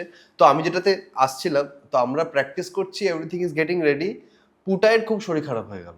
মানে ওর লিটারালি মানে এত শরীর খারাপ যে আমাদের ওর প্লেটলেট 80,000 ড্রপ করে গেল, মানে which is আমরা supposed to be 2.5 lakh normal I know, I 80,000-এ পড়ে গেল। মানে আমরা ডেঙ্গি আমরা তো আমি সেটাই আমরা তাই ভেবেছিলাম। ভাবছিলাম ডেঙ্গুই হয়েছে, হয়তো হয়েছে, ও কখনো টেস্ট করেনি। এবার আমি দেখতে পাচ্ছি ওর মধ্যে না আস্তে আস্তে একটা, মানে কি বলবো, একটা মানে কাঁদবে না ঝাঁপ দেবে না খেয়ে নেবে না হারিয়ে যাবে, মানে ও বুঝতে পারছে না। কারণ এমন একটা জায়গায় গিয়ে এখন ব্যান্ডটা পৌঁছেছে, everything is now perfect, just হঠাৎ পুটায় শরীর খারাপ হয়ে গেল। হ্যাঁ আমরা বিসি মঞ্জুনাথজি কে ফ্লাই করে এনেছে, রঘুজি ফ্লাই করে এসছে। It's just that they have supported this music, মানে এটা যে কি what a beautiful feeling that night had. এরা সবাই এসছে শোতে নিজের সময় বার করে, এবং মানে এতটা আমরা গ্র্যান্ড করেছি, ভিজুয়ালস এডিট করা হয়ে গেছে, we are rehearsing with the visuals, মানে টাইম লাইন করে আমি আরো ফিগার আউট করছি ল্যাপটপ থেকে যাতে ট্রিগার হয় না, মানে ইট ওয়াজ ক্রেজি। 4-5 দিন মানে সেই কদিন ও যতবার আমাকে ফোন করেছে, মানে হ্যাঁ, ও শো এর পর জাস্ট বললো যে তুই আর ফোন করবি না, মানে তোর ফোনটা আমি দেখতেছি। বাট আমি কেন বলছি ডিভাইন, কারণ ঠিক শো এর দিন পুটাই শরীর ঠিক হয়ে গেল, শোতে চলে এলো। ও তুই জানিস না, আমি ওকে, তুই তো বললি যে ভাই ও মনে হয় বাজাতে পারবে না, আমি পুটাই বললাম পুটাই দরকার নেই, আমরা সৌত্রিককে বললাম, the great friend and a very good bass player. Soutrik তুই এসে একটু বাজিয়ে দে শোটা, but he had to learn all those difficult songs in one night and he did that. He's amazing. Incredible. He's amazing. এবার ও ব্যাকআপে মানে খুব জেনারেস যে এসছে, because he came at a risk that he, even if he picked up the songs, he might not play the game, which is incredible. Selfless. ও just এসে গেছে। পুটাইকে বললাম, পুটাই তুমি চাপ নিও না, হয়তো নাও বাজালে, বলছে তুমি যদি আমায় সেটা বাজাতে না দাও তোমার সাথে জীবনে কথা বলবো না। আছি এত আবেগে করো না, শরীর পড়াতে। বলছে আমি এটা বাজাবই এই শোটা। Then he actually came for the show. আমি বললাম বসে বাজাও শোটা, বলছে ঢুকবেই না আমার এরিয়াতে তুমি। তো ফাটাফাটি। এখন তোর এই প্রজেক্টটা নিয়ে কি চিন্তা? এখন ওই শোটা তো দারুণ হলো, ও কিরকম রিঅ্যাকশন পাচ্ছিস? খুবই ভালো, বিকজ ওটা যেহেতু একটা মিউজিক কনফারেন্স ছিল, we only got audience as musicians and as music enthusiasts and music প্রমোটার্সরাই ছিল, মিউজিক প্রমোটার্স, মিউজিক এন্টারপ্রেনার্সরা ছিল। তাদের কাছ থেকে কি ফিডব্যাক পাচ্ছিস? They are interested to promote your band, এভাবে তো আমরা করি। মানে দেখুন, আমি যেরকম ভেবেছিলাম যে পরের দিনই মানে the band will be booked, যেটা হয় সেটা হয়নি, ইমপ্র্যাকটিক্যাল। কিন্তু the great thing that I got, যেটা টু মাই সারপ্রাইজ, আমি ওদেরকে রাত্রেই বলছিলাম। সো শোটা শেষ হওয়ার পর আমি আমার ফিয়ান্সেকে ছাড়তে গেছি, ওর ফ্লাইট ছিল, ওর পরের দিন ও তাড়াতাড়ি বেরিয়ে গেছে। সো যখন করিডোর দিয়ে হেঁটে আমি ফিরছি, I was kind of strangled by at least 200 people. Unlike any other show, যে কোনো শো প্লে করার পর না নর্মালি লোকে তোকেও বলে যে বাবা হেভি বাজিয়েছো, বা Sambit you played so well, your chops were like amazing, যেটা জেনারেলি বলে আমাকে। No one said anything about the skill, একদম নো ওয়ান, কেউ বলেনি। এবং ট্রাস্ট করুন, that music is where I actually poured the best of myself. Same all of us, মানে compositionally বলছি, বাজিয়েছে তো মানে ইনফ্যাক্ট মানে বাজনাও তো ভালো হয়ে ওঠেনি ওই দিন, কিন্তু we did what we had. কিন্তু লোকে কিন্তু সেটা নিয়ে কথা বলে। আমার এটাতে মানে one of the key points যেটা I have taken back with me, যে they were talking about the experience of the show. বলছে যে they felt a surge of emotion, which my album is all about. It starts from happiness and then goes in to the journey of a person, যে লাইফের বিভিন্ন stage দিয়ে যাচ্ছে, এবং সেটা happy থেকে শুরু হয়ে, ইনোসেন্স থেকে শুরু হয়ে, কনস্পিরেসি হয়ে, ব্রেকডাউন, মাটিতে পিঠ থাকা, calling God, seeking mercy, getting angry without a choice, finally seeking liberation, মানে getting one with the meaning of life. এটা হচ্ছে গোটা অ্যালবামটা। আমরা তার থেকে 6টা সং প্লে করেছি, অ্যান্ড এভরিওয়ান ফেল্ট দ্যাট। রঘুল যে গানটাতে ছিল, পিপল ক্রাইড, শিবা বলে একটা গান, যেটা মাইসুরের ওল্ড কন্নড়া ডায়ালেক্টে লেখা, এবং আমরা ওটা ট্রান্সলেশন স্টেজে দিয়েছিলাম so that people understand the lyrics. People cried in that song. মানে আমাকে লোকে এসে বলছে আমি কাঁদছিলাম। এবং এগুলো আমার কাছে বুঝতে পারছিস তুই মানে হ্যাঁ, ফর দ্য এটা- ফার্স্ট এটা টাইম দারুণ, প্লেইং ইউর দারুণ, ওন দারুণ। মিউজিক একদম একদম and playing some really difficult things and some show off stuff also, no one is noticing that they have gone through all of that and has reached a মানে deeper level যেটা খুব ওই কার্ডটা আমরা খেলিনি but the real message actually got তো Went ওই across. এক্সপিরিয়েন্সটাই like has inspired a lot যে মানে it's speaking what it's suppose এবার তো এবার প্ল্যান হচ্ছে একটা ইন্ডিয়া ট্যুর এবার একটা ইন্ডিয়া ট্যুর আমাদের ডেফিনেটলি হওয়া উচিত, তোরা খুব এটা but like any indie band মানে শুরুটা একটু তো কঠিন না না হবেই সেটা তো থাকে। কঠিন হবেই, We are trying to but একটা ওই থেমে থাকবি না। আমি কার্মা করার সময় আমি প্রথম 5 বছর আমাকে একটা নতুন সাউন্ড করবার জন্য আমাকে আমাদের স্টেজ থেকে নামিয়ে দিয়েছে, গালি দিয়েছে, এই করেছে ও করেছে। এখন অ্যাকচুয়ালি অডিয়েন্স অতটাও রুড না, এখন রুড নয়, তোমাদেরকে but ফেস করতে হয়েছে। কিন্তু এখন তোদের একটা নাম আছে, ইন্ডিভিজুয়াল নাম আছে না। আমাকে এটা এখন বলে এই এপিসোডটা শেষ করতে হবে এই কারণেই যে এটা একটা টাইম লিমিটের মধ্যে তো আমরা থাকি, বুঝতেই পারছিস। আর যদিও কথা বলতে ইচ্ছে করছে ঘন্টার পর ঘন্টা, এত ইন্টারেস্টিং তোরা কাজকর্ম করছিস। আর আমি অলওয়েজ এই ধরনের কাজের মানে পেছনে আমি লেগে আছি। আর যখন দেখি যে এরকম ধরনের কাজ, আমার ছোটোবেলার কথা আমার মনে ভীষণ মনে আসে যে এই লড়াইটা ইম্পর্টেন্ট। একদম তো আমার যেটা বলার সেটা হচ্ছে মানে again all my very best wishes thank you sir both of you. আর তোরা খালি একটাই বলা যে একটা প্রফেশনাল ফিল্ডে থাকতে গেলে দুটো জিনিস হয় তো, যে একটা হচ্ছে নিজের গান বাজনা করা, আর একটা হচ্ছে যাদের সাথে বাজাচ্ছিস তোরা। ঠিক আমার পার্সোনাল সাজেশন থাকবে দুটোকেই সমান শ্রদ্ধা দিয়ে এগিয়ে যাস, তাহলে বেটার হবে তোদের অন্য কাজটা করতে। না না একদমই একজন বলেছেন না, বাড়িতে যদি বারান্দাটা থাকে কোনো বাড়িতে, সেই বাড়ির ভেতরটা এনজয় করতে আরো ভালো লাগে। সুতরাং বাড়ির বারান্দায় বসাটা খুব জরুরি। তোরা যেটা এখন করছিস এই ধরনের কাজ, এটা হচ্ছে বাড়ির বারান্দা। আর ভেতরে চলে এলে তোরা যেটা অন্য গান বাজনা করছিস, রঘু দীক্ষিত বল, নিকিতা বল, এটা হচ্ছে বাড়ির ভেতরের মধ্যে গান বাজনা করছিস। আবার মাঝে মাঝে ওই বাইরে গিয়ে একটু মানে দুটোই ইম্পর্টেন্ট, এবং এই দুটোকে তোরা খুব সিরিয়াসলি বাঁচিয়ে রাখবি। এবং আমার একটা সাজেশন আঙ্কেল হিসাবে, যে দুটোরই কিন্তু ইকুয়াল ইম্পর্টেন্সটা রাখবি। মানে আমি এটা করছি দৌড় আমার বাজাতে হবে না কখনো এইটা না, মানে যখন আমি এটা নিজে করেছি, যখন আমি আপ্পাজির সাথে, গিরিজা দেবীর সাথে বল, ভীমসেনজি বল বা বড় বড় লোকেদের সাথে বাজিয়েছি, তখন যতটা সিরিয়াসনেস আমার ছিল, অনেক জুনিয়রদের সাথে যখন বাজিয়েছি আমি কিন্তু একই সিরিয়াসনেস নিয়ে বাজিয়েছি। কারেক্ট কারণ তখন তোর একটা রেসপন্সিবিলিটি, যে লোকে তোকে আলাদা করে দেখছে। যাই হোক, আমি জনকে শুনতে এসেছি, এরকম হতে পারে যে তুই একটা খুব ইয়াং বাচ্চার সাথে বাজাচ্ছিস, তুই বাজাচ্ছিস, তুই আমি কি বাজাবো, ও কি কার সাথে বাজিয়েছি, ঠিক আছে পয়সা দিচ্ছে বাজিয়ে দিচ্ছি, না, আমার মনে হচ্ছে তোকে আলাদা শুনতে আসছে। এবং প্রতিটা লোক অডিয়েন্সের মধ্যে যদি 10টা লোক থাকে, মানে তার মধ্যে একটা লোকও কিন্তু ইম্পর্টেন্ট। হ্যাঁ একদমই, ভেরি ভেরি ইম্পর্টেন্ট। একটা কিছু ভালো বাজিয়ে আমরা শেষ করি, চল স্টার্ট। একসাথে 1 2 1 2।